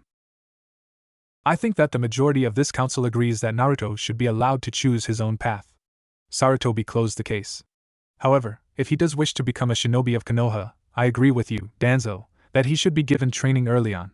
The crippled root leader's mouth curled into a small smirk. However, I think that other ninja in Konoha should be the ones to train him. He needs to be able to live a fairly normal childhood to ensure that he grows up to become a stable person. He paused to see many clan leaders nodding in agreement. I think that should be done no matter what life he chooses, for the sake of keeping his seal stable and the beast inside him at bay until we learn more about the situation. The Nara clan had stated, taking advantage of Danzo's stated purpose of keeping Konoha as a whole safe. Since I will meet Naruto tomorrow, I will see what his choice is. In the meantime, I believe that we have some issues to discuss about the maintenance of the Northern Gate. The aged Hokage changed the direction of the meeting, getting it back onto its original agenda. Sarutobi sighed as he gazed through his crystal ball. He could see Hinata, Naruto, and the fox playing tag in one of the many Hyuga courtyards. From where the aged Hokage sat, he could see that Naruto's companion was anything but aggressive. It was currently playing tag as if it was a third child. It would tag its target by jumping up and licking them in the face. Watching the children play reminded Sarutobi of all the other villagers he had seen grow up as he watched over Konoha. When Hinata collapsed onto the soft, grassy lawn, Naruto and the fox sat down next to her. The fox lay down in between the humans and allowed them to scratch it. From the Hokage's point of view, the fox behaved just like one would expect a dog would. He sighed. Minato, if only you could see your son now. Early the next morning, Naruto was standing before the Hokage of Konoha. As requested by Sarutobi, Hayashi had escorted the 7-year-old blonde along with his fox to the Hokage's office. Good morning, Hayashi-san, Naruto-kun, the third said with a puff of smoke. Please have a seat. He motioned to 2 chairs in front of the great desk of the Hokage. The Kyuubi curled up around Naruto's feet and tucked her head under her tail and seemingly fell asleep. Naruto, I wanted to speak with you about your past, the old man said. It has come to my attention that you haven't lived in the orphanage for many years. You mean the place with the mad people? Naruto asked. Did they treat you badly there? The Hokage asked sincerely. Hi, Naruto said. They didn't feed me much, didn't give me a bed or anything, and didn't let me go to any classes. Then they kicked me out when I was 5. And you lived on your own ever since, correct? The old man asked. Hi, Naruto answered. But Hayashi-sama has kindly given me a place to stay in the Hyuga clan estate. I see. When did you meet this fox of yours? Naruto looked hesitant for a moment, zoning completely out, and then looked at his companion with surprise written all over his face. You want me to tell them everything? He asked the demon fox at his feet. Are you crazy? Many would say so, she retorted with a snort. You will need to funnel more of my chakra when you summon me in a moment. That way I can speak to them. Naruto looked at the two men staring at him. He smiled weakly. This is going to look strange, but Q-chan wants to tell you everything herself. Pray tell how a fox can do that? Hayashi asked, slightly annoyed by Naruto's words. She kinda lives in my head, Naruto said, earning him some intense stares from the two men. Almost instantly the Kyuubi disappeared in a cloud of chakra smoke, surprising everyone. A summoning creature? The Hokage asked skeptically. How did you sign a summoning contract? I don't know what you are talking about, but Q-chan figured a way to make a body outside of me so that she could get food and stuff for me when I was hiding. Naruto's words didn't abate the men's fears. The young 7-year-old blonde clasped his hands into the hand seal the fox had taught him. Closing his eyes, he channeled the fox's chakra through the hand seal, and an instant later he heard a poof. He smelled the bitter chakra smoke and opened his eyes when it had finally dispersed. In the place of the cloud, the Kyuubi stood about 4 feet tall with two tails swinging behind her. Sarutobi and Hayashi gaped at the sight. The Kyuubi grinned wickedly before licking Naruto on the cheek. I finally can speak to other people, oh the joy. She spoke aloud, scaring the battle-hardened veteran shinobi stiff. She scratched behind her ears for a moment before sitting down next to Naruto, who rubbed the back of her neck. As you can see, I'm not here to fight, kill or harm anyone except those who wish me, and by extension Naruto, harm. Forgive me for being rude, but what the hell is going on here? Hayashi asked, actually losing his cool enough to swear. Hayashi-san, I am the Kyuubi no Kitsune, the one you fought all those years ago. The blood-red vixen grinned as both the Hokage and Hyuga head shuddered. I'm quite sorry for the misunderstanding. Q-chan, why did you attack Konoha in the first place? Naruto asked. You never told me. And they don't trust you because of that. I would like to know why myself, Sarutobi stated. And I, Hayashi added. As well as the rest of Konoha. About a month before we met on the battlefield, I was living with my family in the forests of the west. She scratched her nose with a forepaw before continuing. I left for a morning run, and when I came back, everyone was slaughtered. A tear fell from her eye and splashed onto the wooden floor beneath them. Someone had come and killed them all. With their blood, they had written a message claiming that the leaf's hand will crush all those who oppose it. The whole area had the strange stench of a snake, but I dismissed it. I ran here fully intent on slaughtering every person in Konoha in revenge. But that is where everything fell apart. The demon fox lay down, placing her forepaws over her snout as if to cover her face. The first thing I noticed is that the shinobi from the leaf were absolute weaklings. No one capable of hurting, let alone slaughter my family, came out to meet me in combat. Then why did you keep on attacking? Sarutobi demanded. I don't know. The vixen moaned. Next thing I knew, I was being sucked into Naruto-kun's body. The man who sealed me away was in tears. He asked me to watch over the child since it was the only thing I could do. He said I was never going to escape. He was right, you are intimately bound to Naruto, Hayashi stated. If he lives, you live, if he dies, so do you. Is that why you have been helping him? In part, but also, I want to repay Konoha for my actions. Her words surprised the older men. Last night I snuck into the archives of the library, and I think I discovered who killed my family. Was it Orochimaru by any chance? Sarutobi asked. Yes, she said slowly. How did you know? Her demanding voice shook the entire room. He was my student, the third said slowly, earning a menacing growl from the Kyuubi. Her twin tails flew dangerously behind her. But he turned traitor nearly 10 years ago. The vixen's growl stopped abruptly. So he was the one who did it, she muttered. It is quite possible, Hayashi stated. He was one of the 3 legendary Sannin of Konoha. He is an incredibly powerful shinobi who doesn't like Konoha and also, probably most importantly, has the snake contract. That explains the stench of snakes, the Kyuubi said thoughtfully, as well as the specific mention of Konoha. From our spy network we have learned that he has been affiliated with a group of missing Nins that seek the tailed beasts for some reason. The Hokage added his 2 cents. That explains you as a target for the brutality. Yes, it does. The ancient fox trailed off and lay back next to Naruto deep in thought. Naruto, I was wondering what you plan to do in the future, Sarutobi said. Many powerful people in Konoha want to know if you wish to become a shinobi. I don't know, Naruto confessed. Last week I was living on my own with Q-chan, and today I have a place to stay, for a little while at the very least. He added, looking at Hayashi. I'm just really unsure about what to do right now. Besides, I have to think about Q-chan as well. His concern for the fox demon surprised Sarutobi. He thinks of practically everyone else before himself. He has the potential to become a fine shinobi and even Hokage. The battle-hardened shinobi smiled as he looked at the young blonde sitting before him. Would you like more time to think? He asked. Naruto nodded. Maybe a few hours? Would that be all right? He asked nervously. You don't need to rush something like this, Sarutobi said in a serious voice. Becoming a shinobi is hard work and a dangerous life. Thank you, I'll keep that in mind, Naruto replied. Is there someplace where I could go to think? On top of the Hokage's mountain is a peaceful place that I sometimes go to think, the Hokage replied. People rarely go there, so you won't be disturbed. If you'd like, you can go there right now. Do you know how to get there? Hokage-sama, I've covered every single square inch of Konoha during my flights from villagers. The blonde smiled. I can get there. May I leave? Yes, you may, Naruto, stay safe. The blonde disappeared through the door milliseconds after the words left the Hokage's mouth.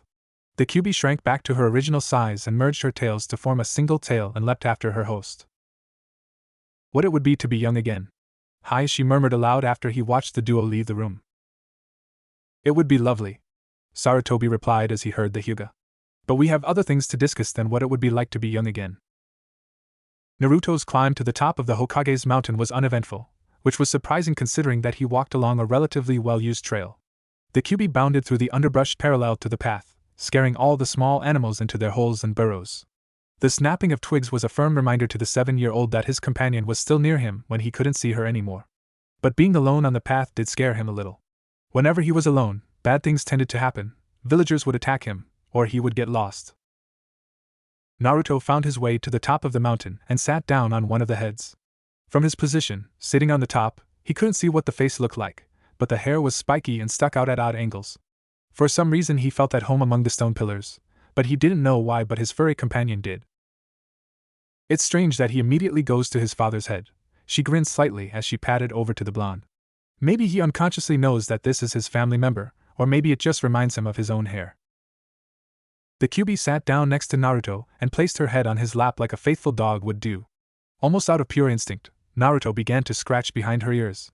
Can you talk like you did in the Hokage's office? Yes, she stated clearly before continuing in his mind. But it's safer to communicate in here.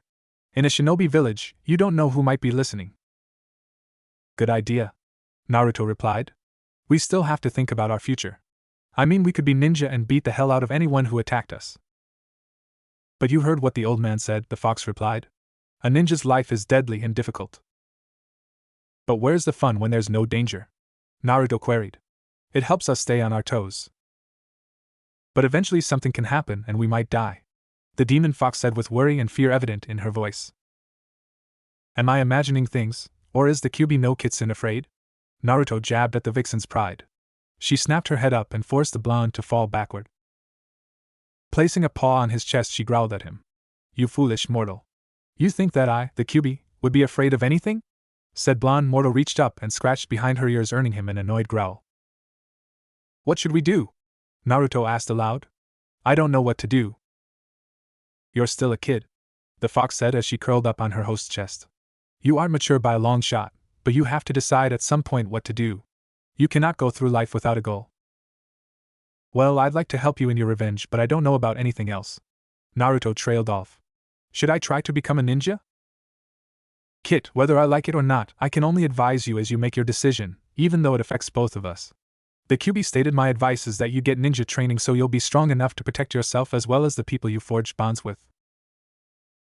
So I should become a ninja to get strong to help defeat your enemies as well? Naruto asked.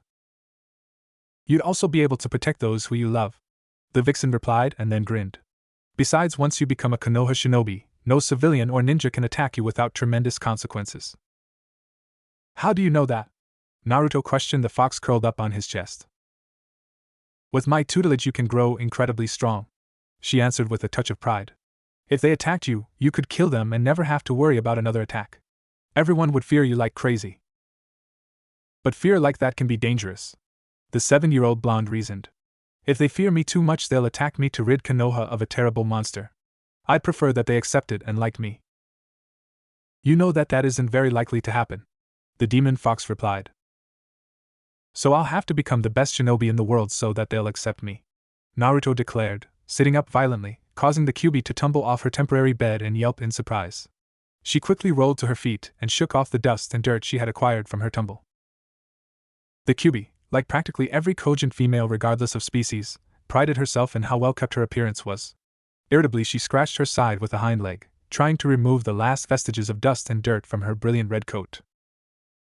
"An admirable goal, but next time you wish to do something like that, please, for the love of Kami, warn me beforehand," she grumbled, clearly irritated and annoyed by the young blonde's action. "Should we head back to the Hokage's office?" Naruto asked his red companion.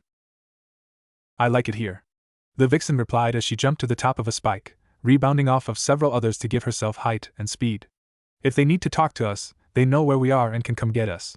She curled up and tucked her nose under her bushy tail. Naruto walked to the same stone spike that the Kyuubi lay upon and leaned against it. He let his feet slide out from under him, slipping himself into a sitting position with his back leaning against the cool stone. He gazed out through the stone spikes and looked at Konoha bustling with life. "This sure is peaceful," he said as he sat there. The fox didn't reply. She was too caught up absorbing the sun's rays to hear the blonde's thoughts. Hyuga Hayashi sat in front of the Saname Hokage, or Konoha. The village leader filled him in on the happenings of the council meeting the night previous after he left the meeting. "So the Nara, Aburame, Inuzuka and Akimichi clans support Naruto?" the pale-eyed man asked. "It appears that way." Sarutobi sighed and fingered his pipe. "But as usual, Danzo wants to turn Naruto into a living weapon. He wanted to train him, but the other councilmen shot him down." "What were you considering if Naruto was to choose the life of a shinobi?" Hayashi asked. "That several jounin and a chunin train him jointly," the third replied. "Hatake Kakashi just came out of the ANBU Black Ops. A training mission could help him adjust to normal shinobi life." "Who else?" Hayashi asked. "You and your clan could help him with his chakra control," Sarutobi stated. "Kakashi would be ninjutsu. A chunin named Yuhi Kurenai who is a genjutsu specialist can train him in genjutsu, and Guy is an obvious for taijutsu." The Hokage finished reading a list in his hands. "With tutors like those, he wouldn't have a choice to become an excellent shinobi," Hayashi stated. "Indeed," Sarutobi replied. "He'd be a force to be reckoned with just like his father." The Hokage's eyes shot wide open when he realized what he had just slipped out. "You knew his parents?" Hayashi asked. The Hokage sighed and rubbed his temples. "Yes," he admitted, "and I know for a fact that they are both dead." "Who were they?" Hayashi demanded. Sarutobi didn't respond right away. Even without the Byakugan, Hayashi could see through the Hokage's eyes that he was thinking deeply. Without saying a word, the third stood up and stepped out from behind his desk. Walking to a bookcase, he scanned the titles until he found what he was looking for. Placing a finger on the top of one spine, he gently pulled the book out and returned to his chair. "What I am about to show you is an S-class secret." He paused. "After I show this to you, only you, myself and Jiraiya will know this." He opened the book and folded out several pages. Stretching across them was an intricate seal. On an attached page was a simple black box with an old, brown streak of blood inside it. "That," Sarutobi said to the Hyuga clan head, "is my blood. This is a blood seal, similar to a summoning contract, but it is a secure storage seal." "This is amazingly complicated," Hayashi stated as he examined the seal. "Did Minato design this?" "No. Jiraiya constructed it after Minato's death to store this document," the third answered. "Jiraiya has his own copy of the seal and document under his protection." "Is it possible for me to unseal the document if I were to place my blood here?" Hayashi asked, indicating the area with the Hokage's blood. "I'm not a seal master like Jiraiya, but I would assume so," the Saname answered as he bit his thumb and smeared it across the seal, while channeling his chakra through it. There was a cloud of bitter-tasting chakra smoke that signified the appearance of the item that was unsealed. When the cloud dispersed a second later, Sarutobi quickly handed an official-looking document to Hayashi, whose eyes widened as he saw the names of Naruto's parents. "Minato, your own son. Why would you do that to your own son?" Hayashi demanded silently. With the aid of the Byakugan, Hyuga Hayashi was able to locate Naruto sitting atop the fourth's head. A fitting place to think about his future considering who he is. The Hyuga clan leader, though, to himself. "I wonder if Naruto knows himself." After all, the Kyuubi heard Minato's last words between father and son. Hayashi strode over to the blond boy sleeping silently, and found him fast asleep. Do you want me to wake him up? The red vixen asked from her perch. Hayashi turned his head upwards to see the fox lying on top of the stone Naruto was sleeping against. That would be appreciated, Hayashi replied, still extremely wary of the demon fox. Without another word, the fox stood up and nimbly stretched atop the stone hair of the fourth. When she was done waking up her muscles, she gripped the stone with her claws and slid down the side, her claws slowing her descent. She landed, belly first, on Naruto's head and leaned over to lick his face. After a moment of licking, Naruto was awake. Irritated by the wet awakening, he reached up and pulled the Kyuubi from her position on his head. Holding her out in front of him at eye level, he scowled while she gave him a toothy grin. I should just turn you into a hat, he stated. She squirmed a little in his grip. You felt quite comfy there. Then maybe I should just make a habit of lying on your head while you walk around Konoha, she replied with a grin. Naruto sighed and set her on the ground. He was about to ask her why she woke him up, but he spotted Hayashi standing a few meters away. I suppose that you asked her to wake me up, he stated as he yawned and stretched his sleepy limbs. I offered. The Kyuubi spoke up. Should have known, Naruto muttered. Why did you come here? He asked. My meeting with Hokage-sama finished, so I came looking for you, Hayashi replied. I don't mean to rush you or anything, but have you made any decisions about your future? Hi, Naruto replied with the enthusiasm that only a 7-year-old could muster. I want to become the best shinobi in the world so that the villagers will acknowledge me. Is that your reason, Naruto? Hayashi asked. Not quite, Naruto answered, surprising Hayashi some. I want to grow strong enough to protect those who get close to me. I also want to help Q-chan get revenge for her family. Well, what do you say, shall we go tell Hokage-sama? Hayashi asked, turning to walk down the path towards Konoha. All right. Naruto chirped and followed the man while the Kyuubi pranced around their heels. For the second time in just as many days, Naruto stood before the Sandaime Hokage of Konoha, having decided to wait until morning to inform the leader of his decision. Naruto had accompanied Hayashi back to the Hyuga clan estate. Now he was waiting to hear the Hokage's response to his decision. Are you sure about this? The third asked. Hi, I thought over everything carefully, Naruto replied. And knowing full well that a shinobi's life is dangerous, you want to become one, the village's leader stated. Yes, Naruto replied.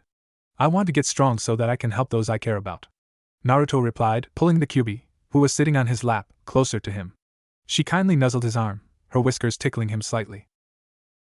All right, then you shall be trained to become one of the best Konoha shinobi, Sarutobi declared. I have arranged for several tutors. He trained off when the door opened. All three occupants of the room looked to see an ANBU member standing in the doorway. I'm sorry to interrupt, Hokage-sama, but Uchiha Itachi is here to see you. The ANBU paused a moment. He said it was important. Very well. The Hokage sighed. Hayashi-san, Naruto-kun, would please wait outside for a moment. This shouldn't take too long, but I'm afraid that this is important. Understood, Hokage-sama? Hayashi stated smoothly. Come, Naruto. We will wait outside. Thank you, Sarutobi replied as he stood up to see them out of the room. As they exited the Hokage's office, a raven-haired teenager entered the office and closed the door, locking it. That somewhat made the Hyuga clan head uneasy. He had heard some rather unpleasant rumors about the Uchiha clan. Flashback, unknown amount of time, probably a year or so. Hayashi-sama, a branch member said respectfully as he bowed low before his clan head. Yes? Hayashi replied. What is it? As instructed, I have been gathering information on the Uchiha clan, the branch member stated. You were right to be worried, Hayashi-sama, they're up to something. Care to elaborate? Hayashi asked, raising an eyebrow. There isn't much to report, I'm afraid. The Uchiha are being incredibly secretive about something, and I cannot find out what. He looked slightly downcast. There are certain times when all the Uchiha ninja disappear into the clan estate and do not return to regular duties for at least an hour. Anything else?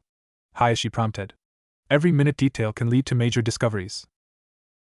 Hi, Hayashi-sama. The branch member replied respectfully. I've heard whispers mentioning Hokage-sama after each. Well, I guess meeting would be the best word for this.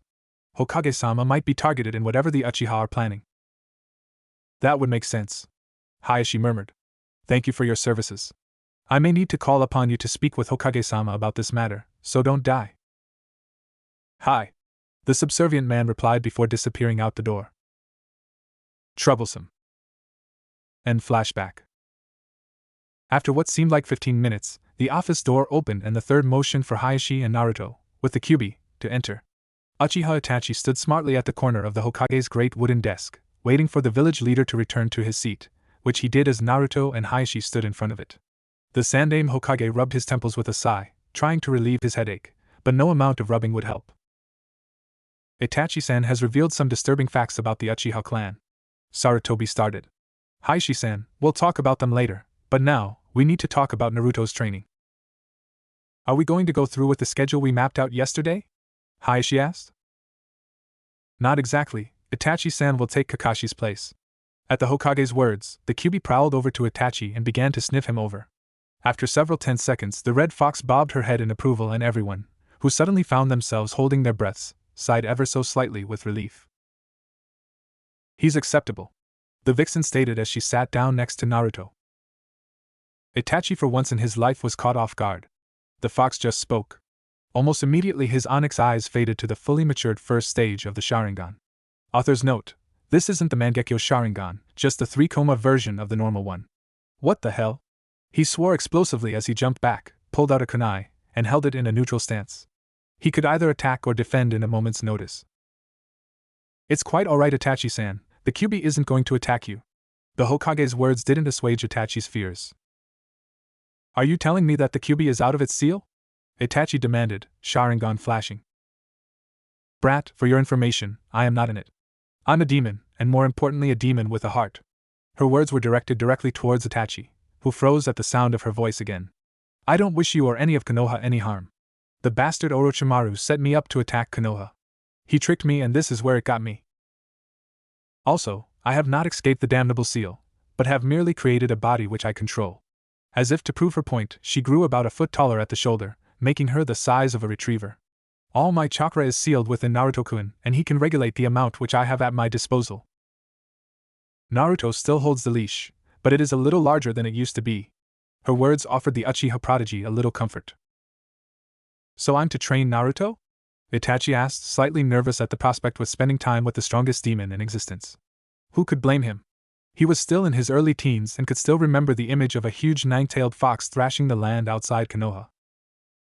Itachi closed his eyes for a moment, while Sarutobi replied, I understand that you are hesitant about being around the Kyuubi. In the eyes of the village, Itachi's eyes flashed open in surprise at the Kyuubi's gender. Has become even worse than what actually happened. The demon has been demonized, as oxymoronic as that sounds. I was not aware that the Kyuubi no Kitsune was a she, Itachi stated. Not many are, said Vixen replied. You may call me Kyuubi-san. And don't get any ideas, I hate being called Kyuubi-sama by fools who think that demons can be flattered away with mere human words. Dang, Naruto said out of the blue. Except you, Naruto-kun. She nuzzled his leg affectionately. Clearly her time spent sealed within the boy altered her opinion of the blonde. Itachi, Naruto will have other teachers before he comes to you. He has to learn the basics first. The wise Hokage leaned his chin against a fist. Keep me informed. You are dismissed. Hi. Itachi snapped to attention smartly before exiting the room quickly. When he closed the door, Naruto became the center of attention. So what am I going to learn first? He asked hungrily. Nothing advanced before you are deemed ready for difficult jutsus, Sarutobi stated. Naruto pouted but had the sense to not say anything. Most advanced jutsus will kill the user if not properly handled, Hayashi stated. It's best for you if you wait until you can manage simpler tasks before starting more advanced ones. Everything is based on a previous stage of training, Sarutobi stated. More than likely, you won't get to high-level techniques before you enter the academy. Why do I have to go there? Naruto asked. With all the training I'm going to receive, why should I relearn the basics? The blonde boy almost immediately regretted asking the question. Both the Hokage's and Hayashi's faces grew stern. Naruto, what is the difference between what yours will be and the academy? The Sandaime waited for Naruto's answer, but the boy didn't reply immediately like the wrinkled leader expected. All the more evidence to point to the fact that Naruto was different than any other child his age. There will be other students? Naruto guessed. Is that an answer or a question? Sarutobi asked with a smirk, which was hidden behind his hands clasped in front of him. My answer. Naruto replied simply. What does that have to do with anything? Is it important? Do you think that a shinobi is sent out on missions all alone without any support? The Sandaime asked the blonde. Well, I dunno. Naruto's unintelligent response earned coughing laugh from the Kubi. Every ninja that Konoha produces has been on a genin squad. Hayashi explained to Naruto. Teamwork is an important part of being a shinobi. Teams usually are composed of ninja whose skill sets complement each other's. So do these teams stick together after they aren't genin? Naruto asked. Yes, some do if they are extremely effective as a team, Sarutobi replied. Your teammates become your closest friends and you usually stay in contact with each other for the rest of your lives. Hokage-sama, did you stay with your genin team for a long time? Naruto asked. I'd rather that you didn't call me such a formal name all the time, Sarutobi replied. But yes, I still maintain close connections, sometimes strained, but close nonetheless with my teammates, the Hokage stated. Who are they, Gigi? Naruto asked. Naruto, show some proper respect for the Hokage, Hayashi said coldly, but the Sandaime only chuckled. It's alright, Hayashi-san, he replied. It's rather refreshing to be called something like that. But the disrespect, Hayashi trailed off, realizing he wasn't going to sway either the Hokage's or Naruto's mind about the name. Fine. If that is what you wish, Sarutobi-sama. We'll have to work on deformalizing you later, but right now we need to talk about Naruto's training, Sarutobi stated, rescuing the meeting from the tangent. So what am I going to learn first, Gigi? Naruto asked excitedly, literally vibrating in his seat. Chakra control and physical stamina, Sarutobi replied and continued when he saw Naruto pout. You will be doing exercise to not only get your body ready, but also increase your chakra capacity so you can learn advanced ninjutsu and genjutsu later. Naruto perked up at the thought of learning powerful techniques. Why can't I just use Kyuchan's chakra? Naruto asked.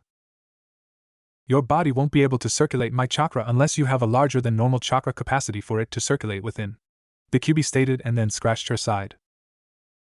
There also is a possibility that an enemy could seal her chakra away, and then you wouldn't be able to use your normal techniques and styles, Sarutobi replied.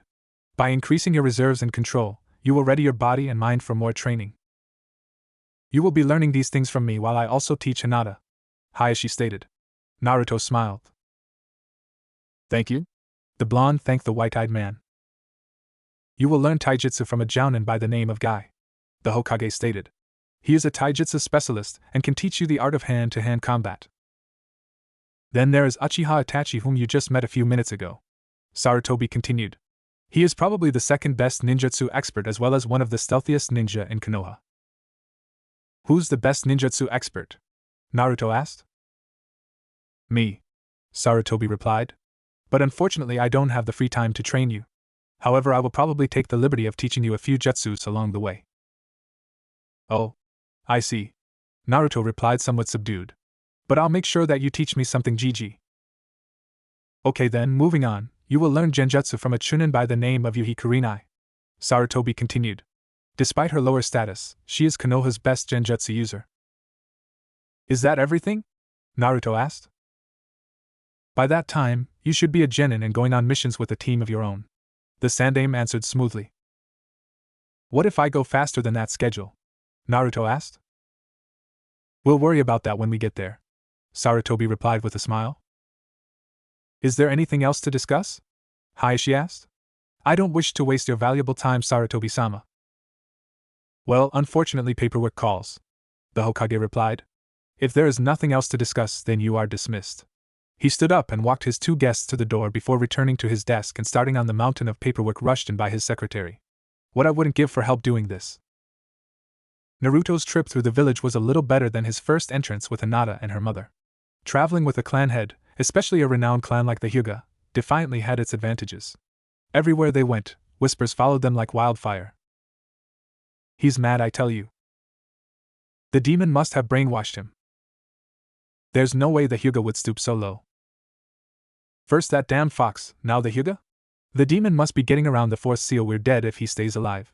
That last statement, except the last part, was truer than the person who uttered it knew. The Kyubi snickered but ended up sounding like she was trying to cough something up.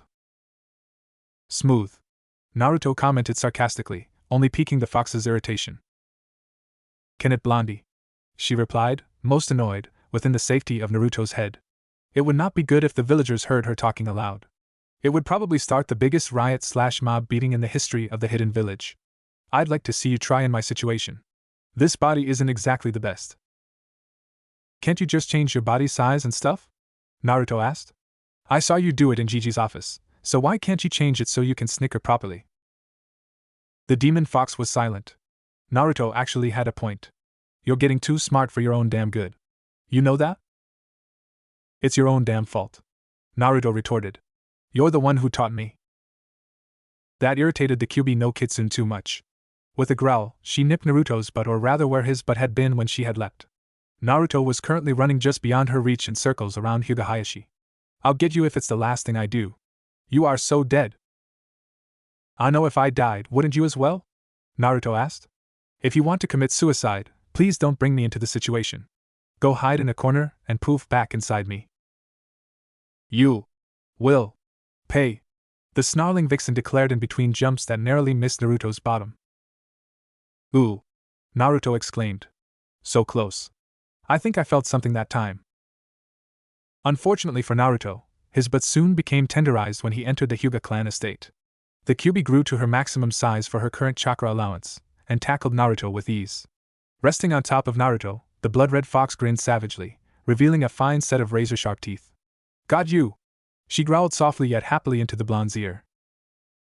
Naruto grinned and tried to wrap his arms around the vixen's neck, but found he couldn't. 7-year-old children don't have very long arms, and the full-size Kyuubi's neck was fairly large. Said fox shrank her form until Naruto could comfortably wrap his arms around her neck. With a seemingly practiced move, the Kyuubi gripped the scruff of Naruto's clothes in her powerful jaws and gently placed him on her back. Once again wrapping his arms around her neck, Naruto secured himself and grinned as the Kyuubi started to sniff the ground searching for a scent. With her enhanced nose, she quickly found a scent she wanted to follow and began to carefully follow it, constantly searching for her prey. Naruto grinned as he became caught up in the hunt. Unconsciously, he was picking up on the ways the large fox tried to hide her presence, which was quite difficult considering her bulk, but somehow she managed to pad stealthily through the hallways of the clan estate until she suddenly stopped and crouched behind one intersection. Naruto felt her muscles tense as if she was going to pounce on something. Silently half climbing and half sliding off the vixen, Naruto landed on the floor with a low thump and peered around the corner warily. He saw Hinata and her mother walking down the hall and threw himself out of their view. He passed the Kyuubi and found her shrinking her size down to normal. To say the least, Hinata didn't know what in the world hit her. One moment she was walking with her Okasan, the next she was laying on her back with a small weight on her stomach. Daring herself to open her eyes, she saw the blood-red fox sitting on her. Quickly the Kyuubi licked Hinata's cheek. Hey Hinata-chan, I think that Q-chan likes you, Naruto said with a foxy grin on his face, with one hand scratching the back of his head. Ah really? Hinata asked weakly as the vixen patted over to Naruto's legs. She was blushing slightly and quickly invented several shades of red as Naruto stuck out his hand, offering to help her up. Quick as a flash, she used his help to stand up and then speared at her mother's side, slightly hiding behind on leg. Hey Hinata-chan, you feeling alright? Naruto asked innocently. Your face looks a little flush. Turning to Hinata's mother when the girl his age didn't reply and only grew redder. Is Hinata-chan sick? No, she isn't, the kind woman replied. Maybe you two can go outside and play with Q-chan? Okay. Naruto grabbed Hinata's hand and pulled her down the hall towards the closest door to the grounds so they could play. The Kyuubi pranced down the hall after them with a grin on her face. Come on Hinata, let's go play. Hinata's mother smiled as she watched the two 7-year-olds travel down the hallway and disappear out the door. So much energy, how nice it would be to be that young again. Continuing down the path she was following before the foxy interruption, she began to unconsciously rub her belly. Catching herself, she started to sweat just a little. The last time she had done that, Hinata was still inside her womb. Maybe she should gander on over to the hospital later on. Danzo was mad. No, he was more than mad, he was furious. The damned Sandaime had completely ignored his request to train the Jinchuriki of the Kyuubi no Yoko. Konoha needed that boy's strength for protection. It didn't matter what was sacrificed as long as Konoha was safe from any enemy. The crippled man limped as fast as he could down a long set of winding stairs. Below Konoha, there was a literal maze of tunnels. Instead of disbanding Root like he had been ordered, Danzo had simply relocated it into this secret discovery of his. No one would be able to find it. It was secure, and as long as he ran Root, Konoha would be safe as well. He produced a key from the depths of his robes and inserted it into a crack in the stone wall. He turned it with a firm hand and then replaced it. Proceeding down the stairs, he took his first left and then hobbled up a flight of stairs. He closed his eyes as he passed through a strong genjutsu shield and emerged on the other side in a bustling root command center. Smiling, he thought up a brilliant plan to train one Uzumaki Naruto. Time skip of a month. 1 month was a long time for Naruto. In that time, he had learned the basics of chakra control from Hyuga Hayashi as he trained his only daughter, Hinata. While he was a fast learner and quick to pick up techniques like tree walking, Hinata wasn't so fast. As a result, Naruto found himself doing running errands around the Hyuga clan estate. Although boring, it was still training and he was being useful to the clan at the same time, a win-win scenario in Naruto's eyes. Naruto also trained with the nine-tailed fox when Hayashi had to attend meetings or deal with village business. He picked up the basics of stealth and soon found it easier to move about Konoha while moving in non-conspicuous ways. As he continued to improve, he gathered the courage to brave the hidden village alone without any company. He found it thrilling when people didn't stare at him with hatred or tried to kill him. In fact, he felt relieved that they didn't pay any attention to him. He was able to collect broken kunai and shuriken discarded among the training fields and sell them to Darren, bringing in some money that he could use for things other than food and essentials that were provided for by the Hyuga clan. As soon as he had enough money, Naruto treated himself to a bowl of ramen from the stand he had visited with Hinata and her mother, the first day they had met. He enjoyed the flavor and filling qualities of the food, and was now visiting there at least once a day. Even though Hinata took longer to learn chakra control, she was much better than Naruto. Hayashi praised her efficiency and took pride in teaching her. That teaching probably saved her life. A week before, some representatives from Kumo had visited Konoha to sign a peace agreement to end the war between the hidden villages. Flashback. Hinata woke up in the middle of the night. Something didn't seem right. She had been dreaming contently when suddenly she woke up gasping for breath. She was nervous. Nothing looked out of order in her room as she scanned it with her pale lavender eyes. Clasping her hands together in a generic hand seal, she activated her bloodline limit, the Byakugan. Under its careful gaze, nothing could be hidden, and what it revealed startled her. Standing above her with his feet attached to the wall with chakra, stood a ninja. He held a burlap sack in one hand and with the other, he reached to grab the Hyuga heiress. But he never had the chance to touch the frightened girl. With her body acting by instinct, she rolled off her bed with a thump and ran to her door, only to find the same ninja blocking her path. Without pausing or hesitating, she ran through his legs and kicked him where they joined with as much force as her small body could muster. Not needing to turn her head to see the ninja fall to the ground withering in agony due to her bloodline limit, she threw open her door and simply screamed. If you were watching the Hyuga estate from the outside, the rooms around Hinata suddenly burst with light. However, on the far side of the housing, a huge explosion reverberated through Konoha. Hyuga Hizashi burst from his room at the same time his twin brother did from his respective room. They looked at each other. I'll look after Hinata. You find out what caused that explosion. Hizashi nodded, obeyed his brother's order and dashed down the halls in the opposite direction than Hayashi. Both brothers cursed silently as they activated their Byakugan. Whoever had the guts to attack the Hyuga clan was either insane or incredibly strong. Hayashi found his daughter struggling to get free from a ninja dressed from head to toe in black. On the ground there was a burlap sack discarded as the ninja struggled to subdue Hinata. Closing the distance between in a fraction of a second, Hayashi delivered a well-placed gentle fist blow to the man's chest, knocking him out, saving his daughter. Hinata clamped to her father with desperation, seeking protection.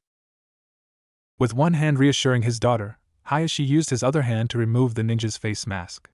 Immediately he recognized one of the Kumo delegates that he had met earlier that day. Checking to make sure the man's vitals were stable, he marveled at how many bruises, cuts and scrapes, and bites Hinata had given the man. He also saw severe damage to the man's crotch and quickly deactivated his bloodline limit as other members of the Hyuga clan arrived on scene. Meanwhile, Hizashi arrived at the site of the explosion to find Naruto wreathed in a flowing, red chakra shaped like a fox with a single tail. At his feet was a body dressed completely in black. Or at least he was when he first came into the blonde's room. At the moment the ninja was near death with half of his clothes torn off, exposing white skin beneath. Upon further inspection, Hizashi saw that the intruder was a female with a rather large chakra network. Hayashi's twin's inspection was interrupted when the chakra surrounding Naruto swirled into his stomach. The blonde 7-year-old promptly fell down as if he was a puppet whose strings had just been severed. With the speed of a seasoned Konoha shinobi, Hizashi caught the unconscious boy before he had the chance to slam into the ground. After setting Naruto on the broken floor carefully, Hizashi continued to inspect the female intruder. He removed her mask and found himself looking at the kunoichi in awe. This was none other than Niyujito, Junchuriki of the two-tailed cat, the Nibi. No, this has to be a mistake. Hisashi thought to himself. There was no way Kuma would send her after Naruto unless they knew about the Kyuubi. And during a peace talk too, things just got a lot more complicated. And it wasn't pretty. Naruto and Hinata stood side by side concentrating on manipulating their chakra. On each of their foreheads a leaf sat as if glued in place. In reality, they were held on with chakra. The leaf exercise to which the two 7-year-olds were being subjected to was standard genin training.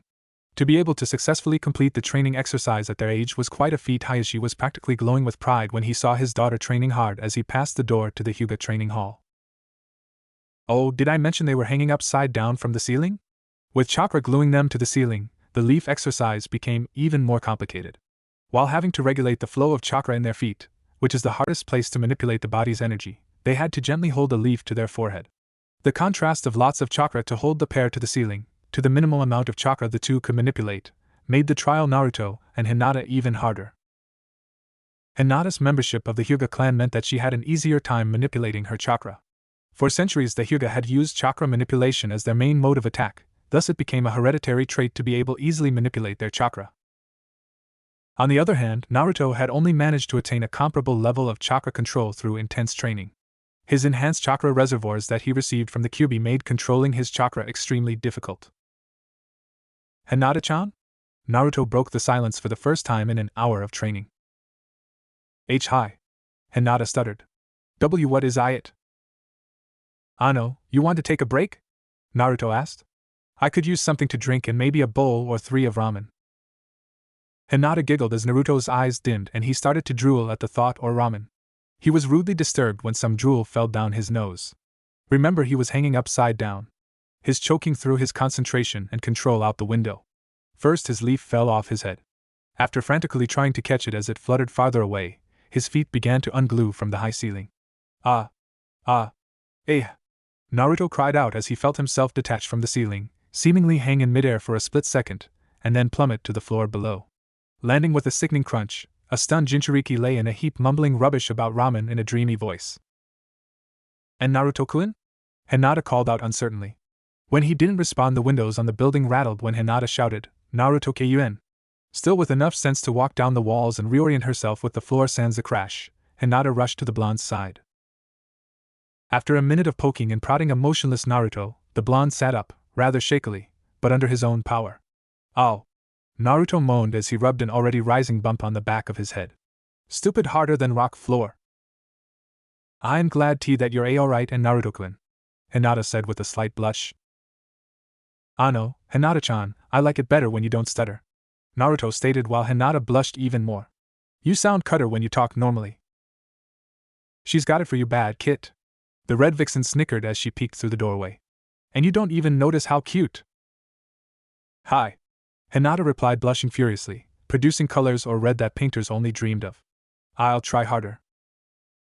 Great! Naruto exclaimed. Let's go get something to drink. I'm parched. Okay, Hinata said as she stood up as composed as she could, even thought she was blushing like crazy. The pair exited the training hall and headed to the dining facilities for the clan. The Hyuga clan estate was a miniature village on its own. It had houses for families, training facilities, dining facilities, and even a general store where clan members could purchase basic necessities with either prepaid balances or with cash on the spot. With his Byakugan activated, Hayashi could watch his daughter and Naruto stroll into the dining hall. While Naruto was a wild bundle of energy, Hinata was constantly a picture of utmost control typical for a Hyuga. To say that he enjoyed watching them would be an understatement. In contrast to doing paperwork, the seeming scourge of every leader, watching his daughter train exhaustively was always enjoyable. It was nice to know that at such a young age, his daughter was already showing signs of the maturity needed to lead the Hyuga clan.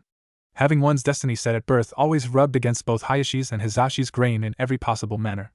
They were a prime example of the injustices done by past clan leaders. They were twins, and the only reason Hayashi was now the clan head was because he was born first. Because of that, his brother had been branded with the caged bird's seal. With Niji being born a year before Hinata, Hayashi got to experience the full force of the elders' influence over the matter of branding Niji with the seal. Hayashi refused while the elders insisted on the matter. It was tradition, they claimed, and it couldn't be broken. It wasn't until Hayashi threatened those with the seals with activation and those without the seal with branding that he finally was able to ensure little Niji's freedom from his father's fate. For that, he had his brother's unwavering support, which Hayashi greatly appreciated. Glaring at his paperwork with the Byakugan, simply willing the pile of paper to disappear, Hayashi wearily released his bloodline limit and started to work on the first document. It was a message from the Hokage's office calling for a meeting of the council to discuss the recent incident with Kumo. Troublesome. Niji and I-san. Hinata cried out as she entered the dining hall and spotted her older cousin sitting all alone. The entire dining hall was empty save some kitchen staff who were cooking for the noontime meal. Hinata-sama. Niji replied respectfully. Naruto-san. What brings you here now? The slightly older Hyuga asked. We just finished a training session, so we came to get something to drink. Naruto replied for the two of them. I thought you wanted our ramen too, Hinata stated with many fewer stutters than earlier. Well, I only get it from that stand near the Hokage's tower, Naruto replied. They're the best. He grinned as if he was embarrassed. And I kinda forgot I don't have any money left over from my last scrap hunting. He scraped the back of his head out of habit but quickly howled in pain as he bumped the spot where he had landed just a few minutes earlier. After rushing into the kitchen, the blonde boy returned a minute later holding a tray with 2 light sandwiches, 2 tall glasses of water, and holding a pack of ice to the back of his head. Hinata had sat down next to Niji, so Naruto sat across from the cousins muttering about high ceilings. After removing a sandwich and a glass for himself, he gently slid the tray over to Hinata so she could use it as a placemat. Munching happily, Naruto saw that Hinata was constantly staring at him.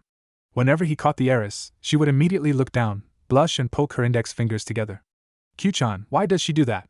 Naruto asked innocently. Can't tell. The nine-tailed demon replied. It's a secret. Nani? Naruto exclaimed, nearly deafening the fox.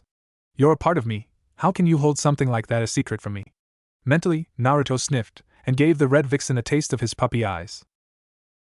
Damn those eyes, I can't tell you because Hinata will tell you in time. The Kyuubi replied, trying to resist Naruto's puppy eyes. It would ruin the moment for her if I told you now. Do you want to hurt Hinata's feelings? No, Naruto retorted. Of course not, fine, I'll wait for her to tell me. But it's time for you to come out. Under the table, Naruto quickly formed the seals needed to give his tenant a body to use. When the jutsu was complete, a small, red fox sat in front of Naruto's feet. There was no smoke or noise as she appeared, only indicating that Naruto's control was gaining better control of his chakra and the jutsu. Summoning the Kyuubi at least 2 or 3 times an hour constantly improved his mastery of the jutsu. He had read that if a ninjutsu or genjutsu is used often enough and a lot, the user will gradually gain the ability to use the techniques without hand signs. The Kyuubi nipped Naruto's shin and proceeded to climb up the blonde's leg, side, and chair until she sat on the table looking content. Hinata grabbed the fox without hesitation and pulled the vixen onto her lap, where she immediately began scratching the Kyuubi behind her ears. The red fox immediately relaxed and began to purr like a cat. Niji scoffed at the Kyuubi's response while Hinata cooed. Q-chan, you traitor! Naruto said with a sniffle, causing the atmosphere to lighten. Niji smirked while Hinata giggled and scratched the vixen more. Ah. A little more to the left. Hinata obliged but stopped short and screamed. She talked. She talked. Both Niji and Hinata literally jumped out of their seats and settled into gentle fist stances. Of course she does, Naruto stated, sweating slightly, trying to figure out how to get out of the situation. She isn't really a fox, is she? Niji stated, trying to figure out what the hell the red fox sitting in front of him was. Gaki, I'm insulted. She stuck her nose into the air while Naruto slumped in his seat. I'm the queen of foxes. Normally I look like this. She morphed into a miniature 9-tailed fox before continuing. But I'm sure you can imagine what people would do if they saw me like this. So you are the Kyuubi no Kitsune? Hinata asked, obviously scared. Is that how you knew how to fight? Ding! Ding! Ding! Give the vixen a cookie, the Kyuubi replied. You got it, sister. Everyone, and I mean everyone, sweat dropped at the Fox Queen's reply. Q-chan, quit acting all weird, Naruto moaned as he sat face down on the table. Hayashi was about to finish his paperwork for the day when he felt a pulse of demon chakra. It was close but weak. So weak, it was almost like he was just imagining things. He looked at the final document. Why not put it off and investigate? Smiling at the excuse he had just made for himself, he stood up and stretched quickly. Sitting in a chair for hours on end didn't do any good for his muscles. Setting his face in a neutral expression, he swept out of his office and headed towards the dining facilities where he felt the pulse. He arrived at the door to see Naruto try to grab the Kyuubi, who skillfully evaded the blonde's efforts. Both Hinata and Niji were standing in a basic on-guard gentle fist stance looking at the duo warily.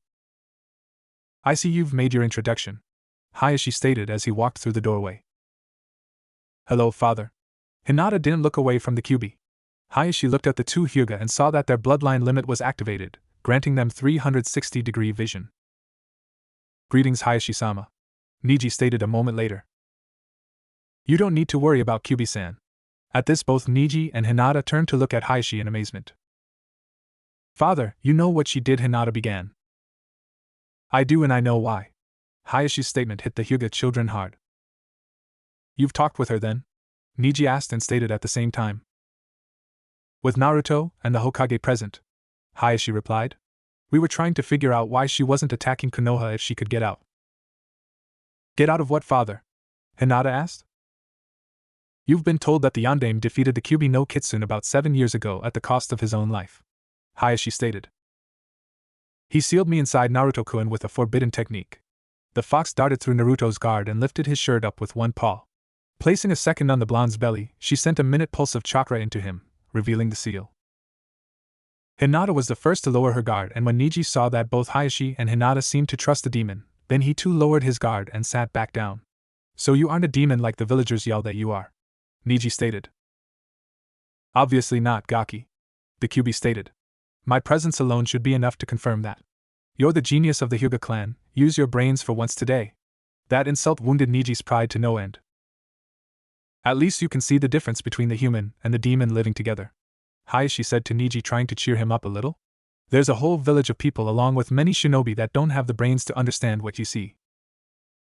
That's right, Niji and I-san," Hinata said to her cousin. "Getting a little familiar with each other, eh? What's the next step?"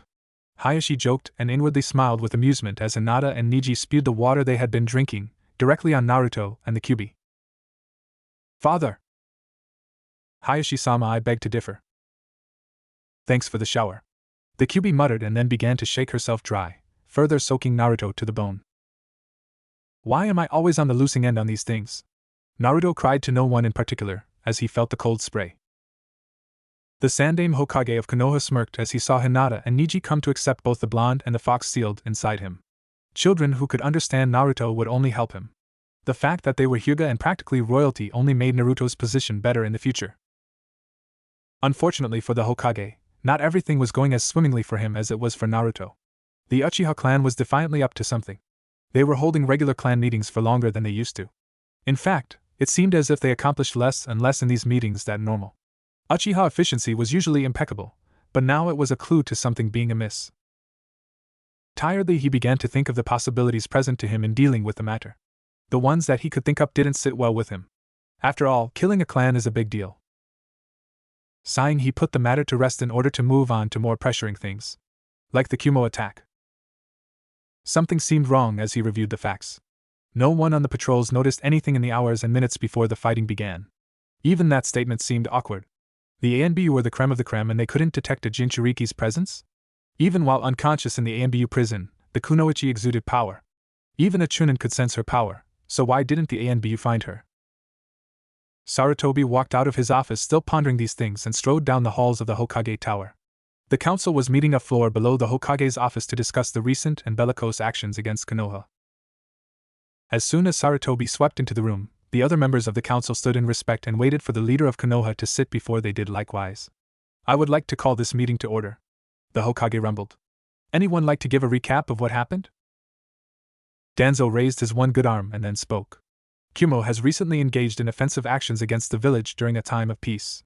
In addition to attempting to kidnap Hyuga Hinata, the heir to the Hyuga clan, they also attempted to spirit away the Kyuubi Jinchuriki.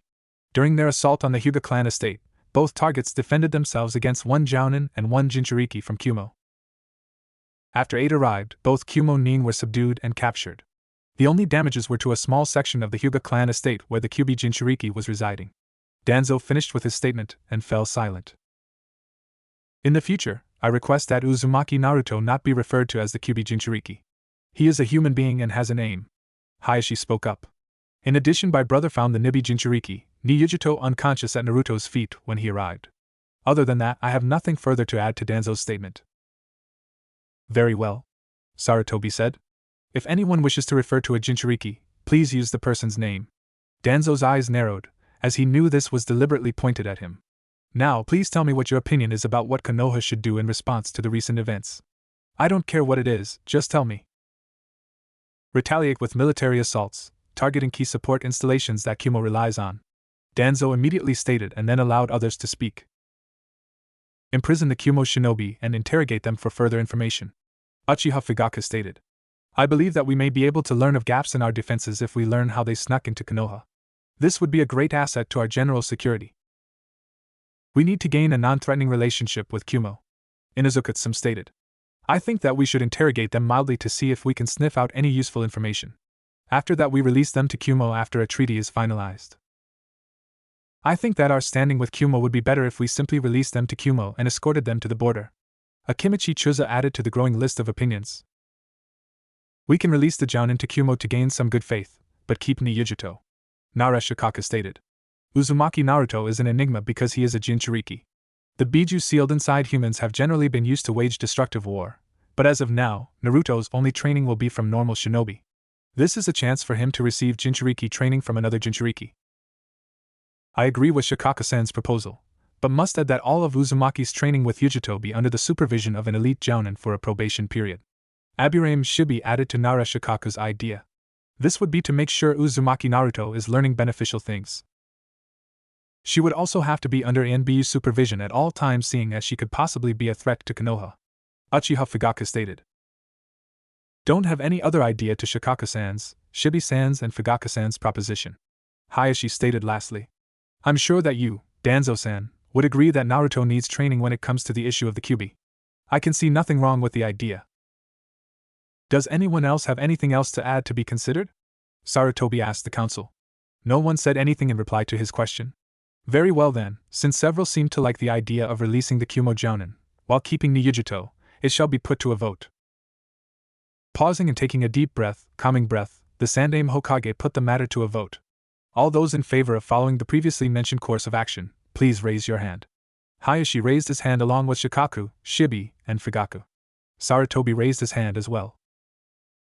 All those against this course of action, please raise your hand. Danzo raised his only good arm to shoulder level to make his vote clear, followed by Tsun and Chuza. Very well then, by a vote of 5-3, the Kumo Jounin will be released, given a message to carry to Kumo, and be escorted to the border by a squad of ANBU. Niyujuto, on the other hand, will remain in Konoha under ANBU supervision for a probation period of a year. She will also train Uzumaki Naruto in the ways of the Jinchuriki, and how to do battle with the Biju. This training will be under the supervision of at least one elite Jounin, in addition to the ANBU squad assigned to shadow her. What troublesome accommodations will we provide Niyujuto? Shikaku asked, sounding bored out of his mind. We can't have her living in prison all the time, and I doubt that there is a family willing to welcome an enemy Shinbe into their house. Danzo and several others looked at Hayashi longer than the pupilless man liked. May I help you? He asked in a dangerous, calm and cold voice. I thought that you would be the first to welcome this one into your home like the last one, Danzo said with a small smile. That's quite enough, Danzo, you may excuse yourself from this table. The Sandaime's eyes had hard steel in them, making it known to the crippled old man the dangerous territory he was standing in. I feel that your presence is no longer welcome. Danzo didn't reply or make any indication that he had heard the Hokage, except that he slowly stood up and hobbled out of the room. When he closed the door, a chill that no one had previously noticed vanished. It was as if Danzo was the one exuding coldness throughout the entire meeting. What message shall we send to Kumo with the Jounin we release? Tsum asked, glad that the war-obsessed cripple, Danzo, had left the room.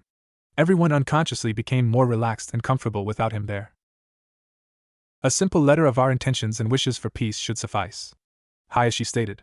I don't think that they need a wordy explanation. They are, after all, the ones who could have ignited the Fourth Shinobi War. I concur with Hayashi-san. Aburaim Shibi stated in a monotone, not an ounce of emotion in his voice or his posture. He was the very image of cold, calculating logic. Anything more than detaining Niyujuto and, by conjunction, the Nibi sealed within her, could potentially create an unstable inter-village situation.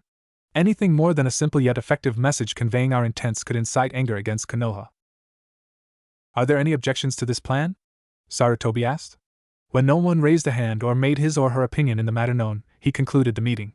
Then I shall have a letter drafted and ready by morning. At which time, Niyujito will be released from the ANBU prison should she prove herself to be in agreement with our decision. If not, then she shall remain in prison and under interrogation. Should she prove receptive to our plan, then she shall be told of her probation period, training, and be given a small apartment to stay in. Are there any more troublesome issues to discuss? Nara Shikako asked lazily, not even bothering to hide his want to leave the meeting. Or can we adjourn for now? Nothing comes to mind. The Sandaime Hokage replied. Is there a motion to adjourn? So made. Shikako called out. Seconded. Akimichi Chusa stated, already rubbing an obviously empty stomach. Meeting adjourned until the next call. Sarutobi formally finished the meeting and watched the other members of the council file out of the meeting room. Sighing, he gathered up his notes and other documents and stuffed them into a folder. He swept out of the room and slowly made his way back up the stairs to his office. He was glad that the meeting had gone as smoothly as it had. There were some meetings where Danzo would make a fuss and then everyone would be arguing for hours on relatively simple issues. Sighing again, he sat down behind his desk and sank into his chair. Now he just had to write a letter to Kumo and not start a war in the process. Naruto was ecstatic when he learned he was finally ready for ninjutsu training. After coming home from the council meeting last night, Hayashi tested both Naruto and Hinata and declared that they were ready to move on in their training. Hinata would stay with her father and uncle to learn the Gentle Fist, the traditional style of the Hyuga clan, which brought out the full potential of the Byakugan. Naruto, on the other hand, would go to the Uchiha compound and find his new sensei, Uchiha Itachi, the prodigy of the Uchiha clan. Nani! You're telling me that Scardy Uchiha is an ANBU? Naruto was shocked to say the least. Boo-boo, but he was absolutely scared of Q-chan. He had good reason to be. The Kyuubi scoffed as she gloated at knowing the Uchiha was scared of her. About time somebody realized how awesome I am. I'm not the strongest demon for nothing. Yeah, but still, you looked like a normal fox at the time, Naruto retorted. But I spoke aloud. The vixen replied. Only summons or those Inuzuka dogs can talk. So why didn't he think that you were a summon? Naruto asked. Because there isn't a fox summoning contract, Naruto, Hayashi said as he walked into the room where Naruto and the Kyuubi were talking. The blonde and the fox were sitting on one couch, while Hinata and Niji sat on another couch playing shogi, SP? But what if she was hinged into a fox while really being some other summoning? A curious blonde asked. No self-respecting animal summoned would allow themselves to be hinged into another animal unless needed for in battle. Summonings have a sense of pride that humans seem to forget all the time. Oh, Naruto replied. There are times when the summonings are more the master than the summoner, Hayashi added. In addition, summons require a gift of some sort for their services. They are partners, not servants. So kinda like Q-chan and I? Naruto asked. Similar, the red fox replied as she curled up on the blonde's nap. Click. Flash. Oh, what a perfect moment. All four of you look so cute. Hinata's mom, who Naruto found out was named Hana, crooned over the three young children and one absolutely adorable millennia-old demon fox. Gah. I'm blind. Naruto staggered around the room wildly trying to rub the afterimages from his eyes.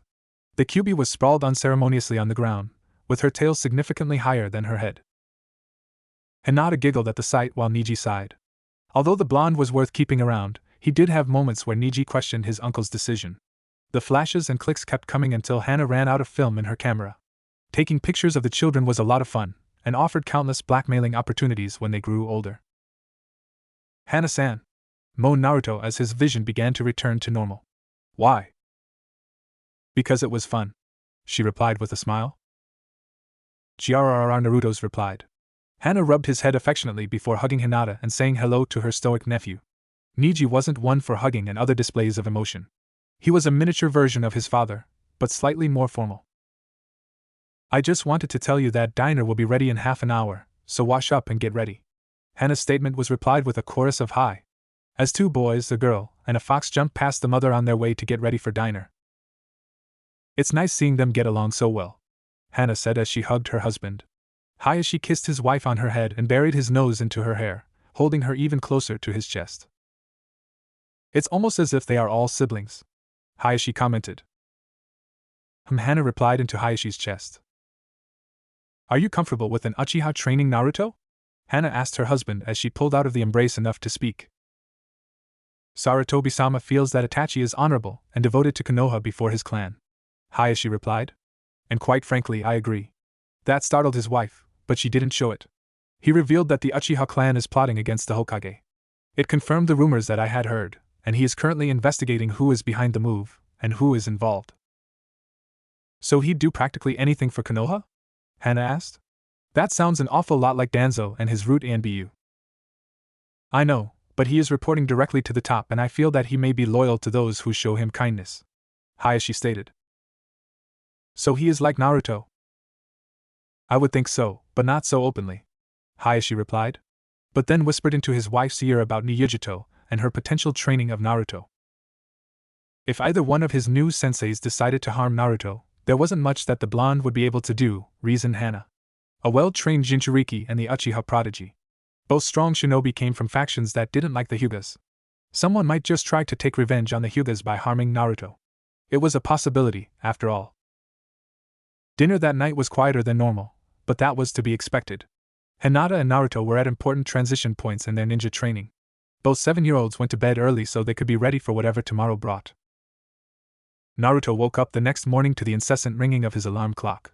He was about to use a chakra-reinforced right-hand smash to shut it up, but a red paw beat him to it.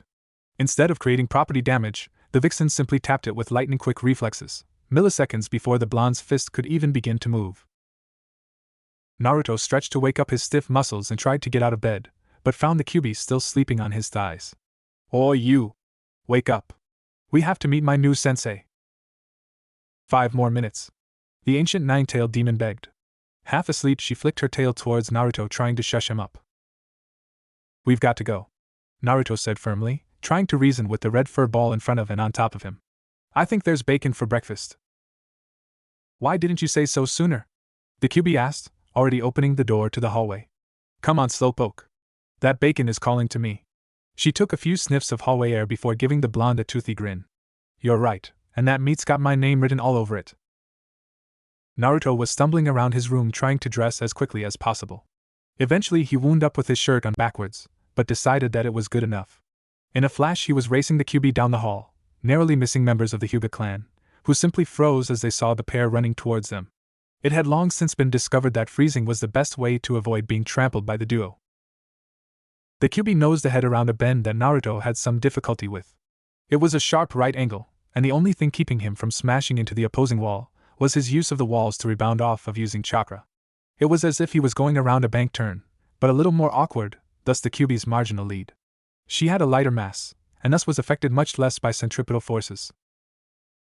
Literally nose to nose, Naruto and the Kyuubi sprinted into the dining hall where Hayashi and Hizashi usually ate their breakfast with their family and Naruto. This morning, piles of bacon, eggs, and hash browns lined the center of the table. Naruto zipped to his chair where 2 plates sat.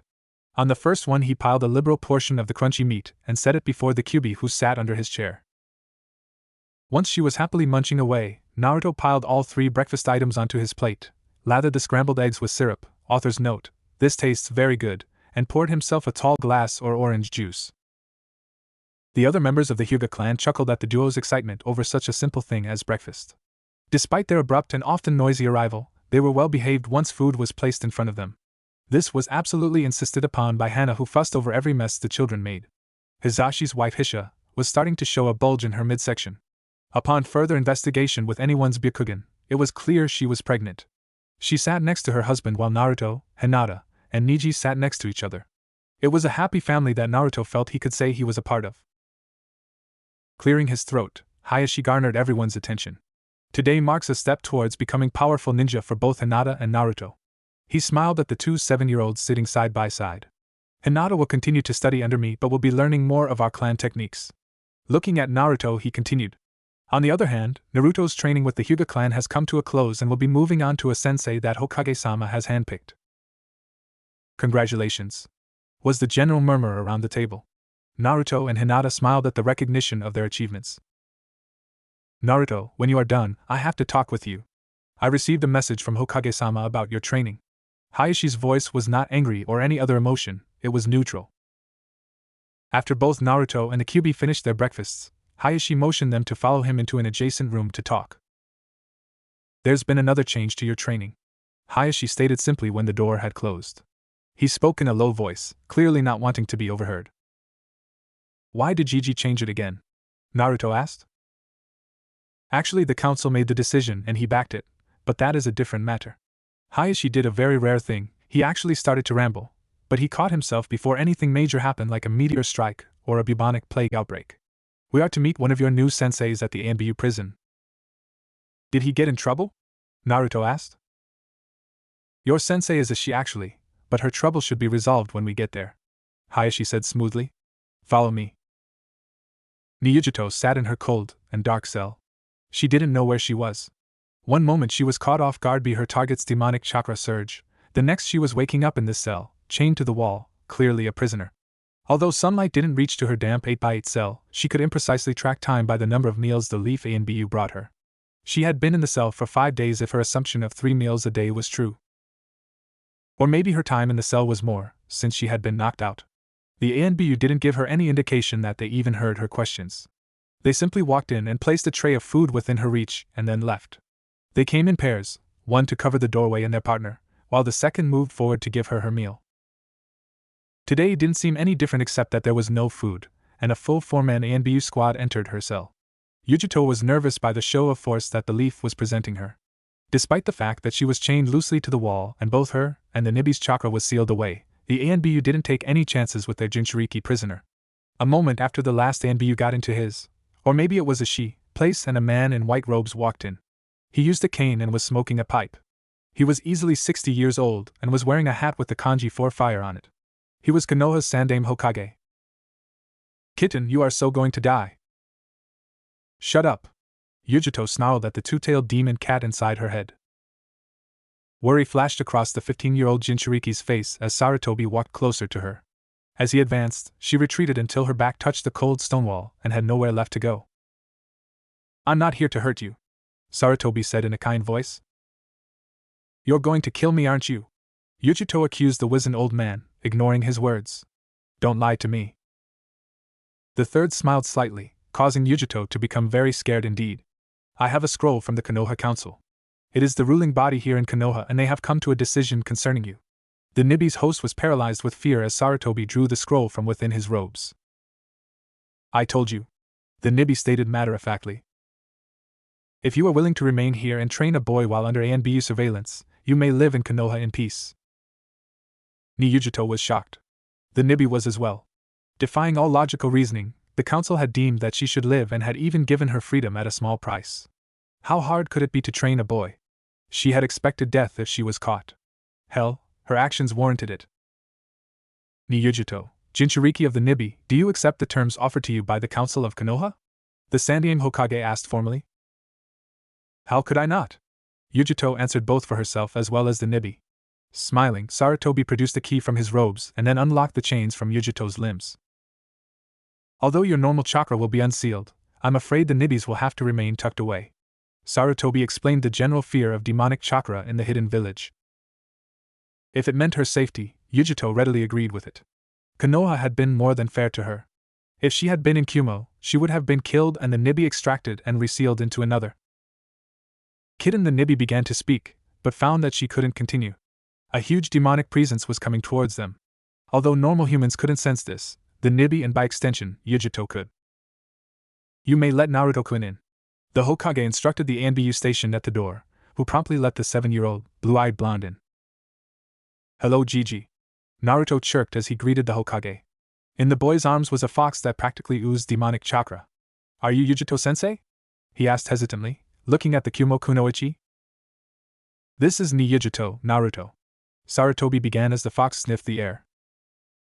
She's got Nibi-san sealed inside her, the Kyubi said in a smooth voice. Are you the Nine-Tails? Yujito asked, fearful of the red fox. The one and only Kyubi no Kitsune at your service.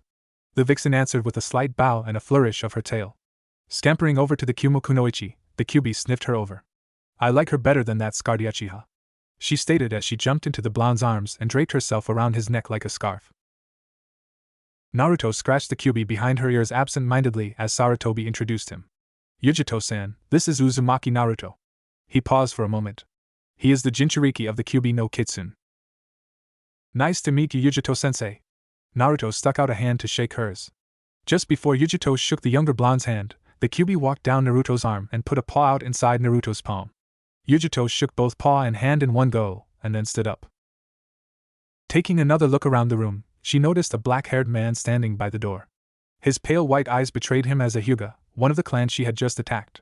Yujito immediately went on guard and tensed, not knowing if he meant her well or ill. You may relax, Yujito-san, Hayashi stated. No member of the Hyuga clan will attack you unless you attack first. Yujito nodded, barely hearing the clan head's words. Hayashi-san, I bet she's going to teach me all sorts of cool things too. Hayashi smiled at the boy's exuberance. That's what we are hoping for, Naruto, Hayashi replied with a smile. Yujito retreated deep into her mind and came to a sunny field where the Kyuubi resided. Flowers grew in the shape of the seal that held back the Nibi. As long as the demon cat didn't attack Yujito, she was free to roam her domain in the Kunoichi's mindscape. Kitten, are you worried about staying in Konoha? The ancient cat inquired.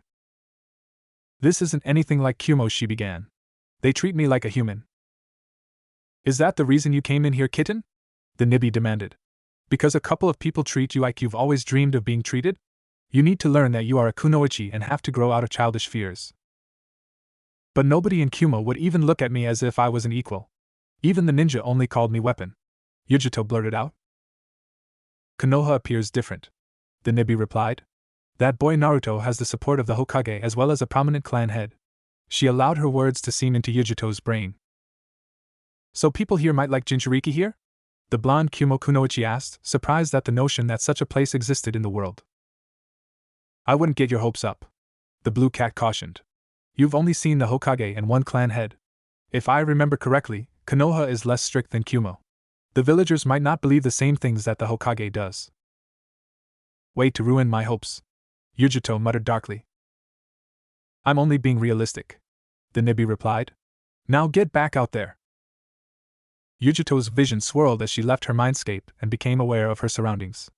When her vision stabilized, she found herself riding on the back of a large furry animal.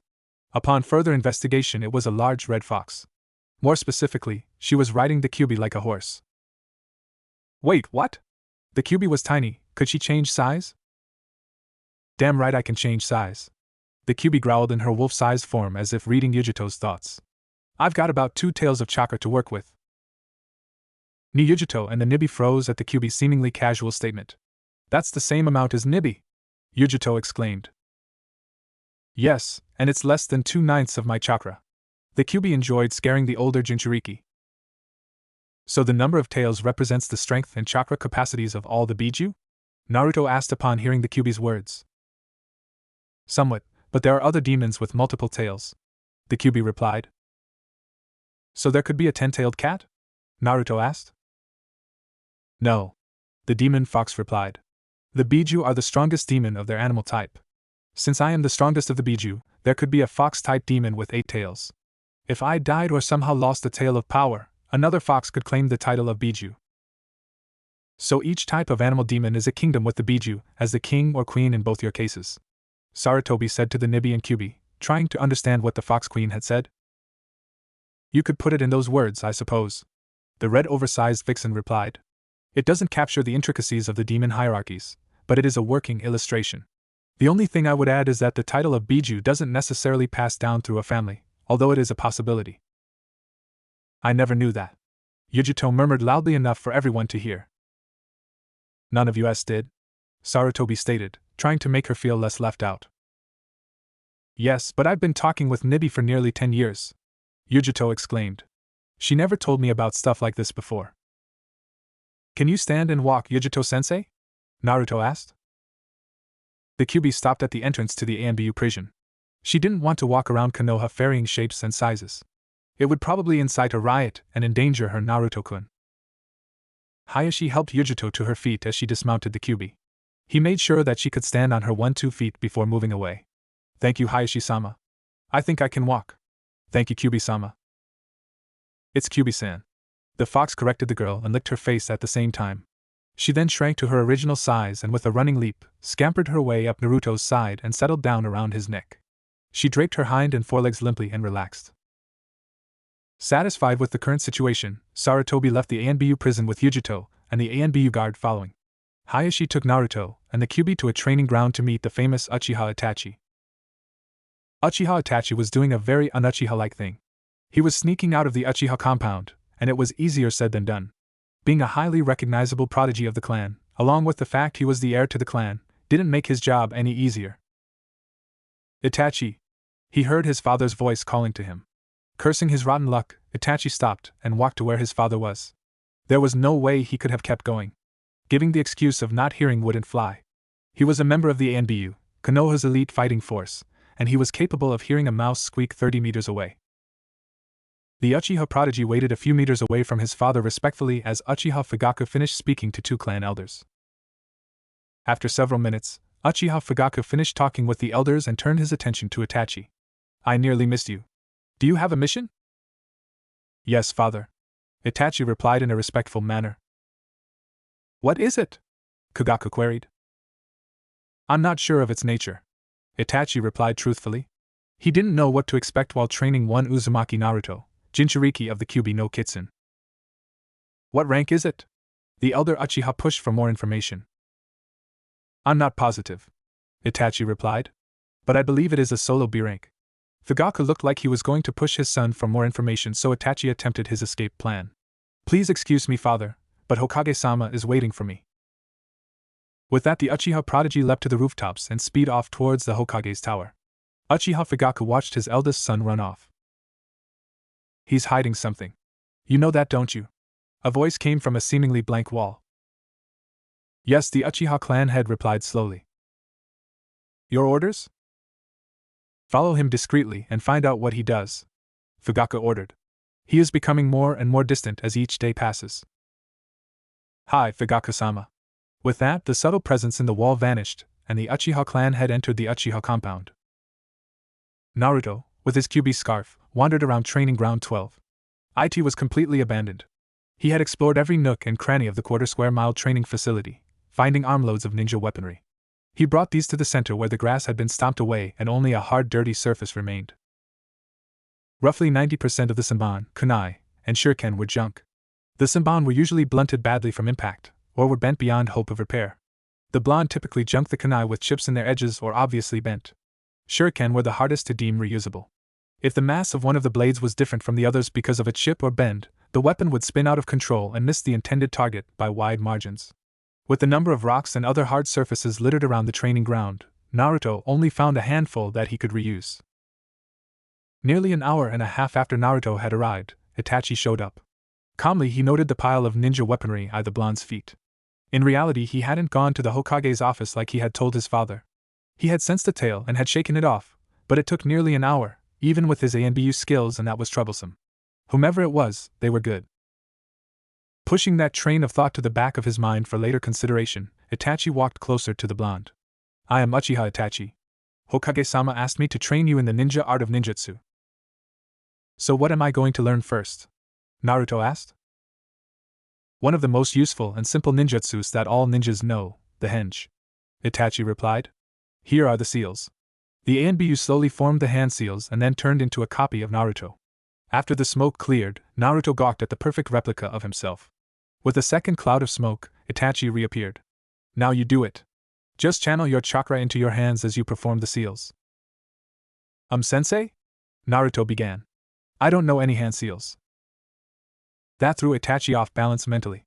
How can he train with the Hyuga clan and not know the hand seals? He knows one, the fox seal. The Kyuubi spoke up from around Naruto's neck. Created it so I could gain this lovely, furry body. Show it to me, Itachi said. It wasn't a request, it was an order. Naruto complied, twisting his hands together, and showed it to the Uchiha. Itachi examined the new seal for a minute before asking, May I copy it with my Sharingan? I suppose so, as long as you don't show it to anyone without my permission, the Kyuubi replied.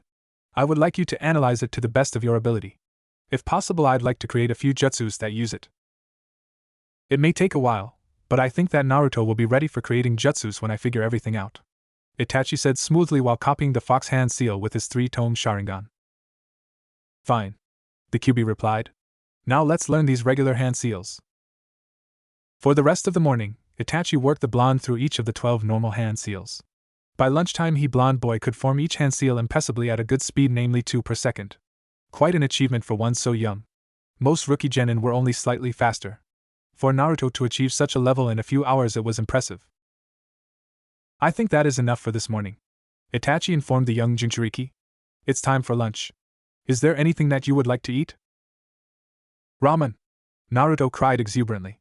He had mastered the henge and was feeling good. I don't see why not, Itachi replied. Do you want to sell those junked weapons to Darren while we're out? Yeah, but there are so many, Naruto whined. I can't carry them all. Itachi thought for a moment, debating on what to do. Finally deciding, he looked at Naruto and formed the cross hand seal. This is a Jounin level ninjutsu because of the large amount of chakra it consumes. With you, that is no problem. Besides, it is relatively simple. Is that the first seal? Naruto asked, coping Itachi. It's the only one. Like I said, it's rather simple, Itachi replied. This is called the Kagebushin no Jutsu. Naruto silently channeled a large amount of chakra through the seal. He poured roughly 30% of his chakra into the jutsu and was rewarded with 10 pops and 10 clouds of smoke. When the clouds disappeared, 10 copies of the blonde stood blinking and looking at each other. Alright everyone, listen up. Itachi caught all the blonde's attention. Everyone is going to henge into a civilian and then carry some scrap to Darren's. The clones and the original scrambled to follow their sensei's orders. They all disappeared in clouds of smoke and then reappeared as various civilians, all kids. They picked up all the scrap metal and ran through Konoha with an armload of black ninja tools. As soon as they were safely inside Darren's smithy, they dropped their henges and deposited their loads into the appropriate area. With this latest delivery of high-quality scrap metal, Darren was quite happy. Going to be a shinobi, eh? The muscular smith smiled at the blonde boy as he saw Itachi standing by the doorway. If you keep bringing me these, he gestured to the pile or assorted, junked kunai, shuriken and saban. When you need a specialty weapon, come to me. I'll forge you any weapon you'd like. Naruto's eyes widened at the generous offer. Specialty weaponry was very expensive due to the skills and high-quality materials required. Thank you, sir, Naruto exclaimed. Darren smiled at the boy's appreciation for his offer. Leaving the smithy with a smile on his face, Naruto followed Itachi to the nearest ramen stand. If the owners of the stand were demon haters, they didn't show it at all. The fact that Itachi, the heir to the Uchiha clan, was with the blonde, practically forced them to serve him and treat him nicely. Their lunch was uneventful, if you could call 8 bowls of ramen uneventful. By the time Naruto was done, he couldn't eat another bite if his life depended on it. The Kyuubi finished licking the last of his bowls clean when Naruto had recovered enough to continue training. With only an hour since they left training ground 12, the trio, remember the Kyuubi, returned and Itachi began to lecture Naruto on the Kagebushin no Jutsu. One of the many advantages of the Kagebushin is that it is a physical clone of you, Itachi began. These clones can fight, perform jutsus, think independently, and even learn. Learn? Naruto asked. Yes, I think that this requires a demonstration, Itachi replied and created a single shadow clone. Now just use less chakra than last time and try to create only one clone. The blonde closed his eyes in concentration and formed the seal. A moment later, 2 cuts of smoke disappeared, revealing 2 blonde clones. Not bad, commented Itachi's clone. Both of you, he pointed at Naruto's 2 clones, follow me. They disappeared into the wares and a moment later Itachi asked, who won? You cheated with UI-sensei, Naruto replied automatically. Wait, how do I know that? Whenever your clones learn, you learn as well, Itachi replied. As you can see, they are useful for many purposes. The jutsu was originally created as a scouting and recon method so one could send a clone to investigate deadly areas without worry in order to gather information.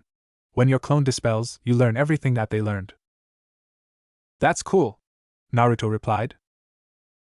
Would it be possible for me to use this ninjutsu? The Kyuubi asked. Itachi would have jumped if he hadn't been trained as an ANBU. The Kyuubi was sitting less than a meter from his feet. Looks like I can suppress my presence even in this body. It might be possible for you, Kyuubi-san, Itachi answered. Oh, you remembered. I respect your power, Kyuubi-san, Itachi replied without looking at the fox. I don't want to cross you.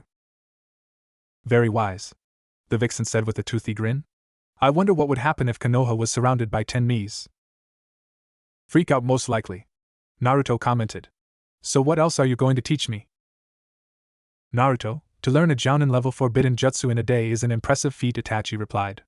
But before we move on, I'd like to make sure that you can bring out the full potential to the shadow clone. So you're a quality over quantity type of person when it comes to ninjutsu? Naruto asked sourly, really looking forward to learning more ninjutsu. Not at all, Naruto, Itachi replied. Then why not teach me more today? Naruto asked. I can already use the henge and shadow clones, so why not move on to another cool ninjutsu? When you have gained a good level of accomplishment with the Kagebushin no Jutsu, I can teach you many more ninjutsus, Itachi answered. If your clones learn and pass that on to you when they are dispelled, what would happen if 10 clones learned one jutsu a day for a week? Naruto was silent for a minute before a spark in his eyes grew to a vigorous bonfire. I'd learn like 70 jutsus in a week, Naruto exclaimed. Exactly, Itachi replied. Then let's get hopping, Naruto yelled as he greeted 5 clones and began to prefect the shadow clones. Naruto trudged home to the Hyuga clan estate from training ground 12. Although he wasn't physically tired, the mental strain of absorbing the memories of countless clones had left him in a daze. What a slave driver, complained Naruto mentally to the red fox that was walking next to him. Instead of hanging around the blonde's neck, the Kyuubi was on guard at his side ready for anything. Unfortunately for the duo, the Kyuubi's precautions were necessary. As soon as he had parted ways with Itachi, villagers had started to follow him. Block by block, more and more left what they were doing and followed him with a baleful glint in their eyes. Soon pebbles and small rocks pelted the blonde, but the 7-year-old didn't pay any attention to these missiles. They hurt, yes, but the Kyuubi's healing processes didn't take long to nullify the effects of the impacts. Gradually the chanting of Dai Demon grew and larger, fist-sized, stones were being hurled at high speeds towards the relatively defenseless boy. Kit! The Kyuubi growled under her breath as she faced the crowd and walked backwards at the same speed as Naruto. I know, Naruto replied, but I don't want to hurt them. You may not have a choice. The Kyuubi muttered a few select curses that would make any sailor worth his salts cringe. In front of Naruto, a second crowd of villagers cut him off, trapping the boy and the fox. At this point a kunai sailed towards Naruto, who dodged barely. The rusted and chipped ninja weapon seemed to be a signal of some sort, and all hell broke loose. Jiraiya, the Toad Sannin, and self-proclaimed super pervert was enjoying a cold bottle of sake after a very productive afternoon. Konoha's women always gave him the best research material. The curves, the measurements that seemed to be impossible. The Sannin let out a small, tiny, perverted giggle as he thought back to his quality peeping time at the local public bathhouse. He was halfway into dream mode when a pebble hit him squarely in the back of his head. Damn Gaki! He muttered and whipped around trying to find the one responsible for taking away the beautiful girls dancing before his eyes. Instead the sight he beheld was barely comprehensible to the legendary ninja. Konoha's villagers were yelling and screaming at a small boy. Pebbles and rocks filled the air and hit him squarely all over his body, yet the kid just stood there and took the abuse. In fact, it didn't look like the kid even felt the blows. Suddenly a kunai flew from the crowd and nicked the boy on the neck. If he blonde hadn't dodged, he would have had a metal throat. Time seemed to slow down as the kunai approached the kid. For the first time since Jiraiya had clapped eyes on the boy, he looked up to track the weapon. His blue eyes flashed with determination as he snapped to the side in just enough time to avoid a deadly blow. The boy's cheeks, previously hidden by his bangs, were exposed and revealed 3 scars on each side of his face that looked like scars. Those marks. Flashback. So this is Minato's son? Jiraiya asked the Sandaime Hokage, his sensei. Minato sealed the 9 tails inside his stone? Yes, Sarutobi answered and then held up the child so that the Sannin could see his face. 3 perfect scars marred his otherwise blemish-free skin on each cheek. They looked like whiskers. End flashback. Suddenly all hell broke loose and the crowd charged the boy and his fox. Time seemed to slow down as the kunai approached the kid. For the first time since Jiraiya had clapped eyes on the boy, he looked up to track the weapon. His blue eyes flashed with determination as he snapped to the side in just enough time to avoid a deadly blow. The boy's cheeks, previously hidden by his bangs, were exposed and revealed 3 scars on each side of his face that looked like whiskers. Those marks. Flashback. So this is Minato's son? Jiraiya asked the Sandaime Hokage, his sensei. Minato sealed the 9 tails inside his stone? Yes, Sarutobi answered and then held up the child so that the Sannin could see his face. 3 perfect scars marred his otherwise blemish-free skin on each cheek. They looked like whiskers. End flashback. Suddenly all hell broke loose and the crowd charged the boy and his fox. Jiraiya was about to save his student's son, but he stopped short. Red chakra was bubbling out of the blonde and forming a layer around the boy. His eyes turned red and his teeth and nails elongated into fangs and claws.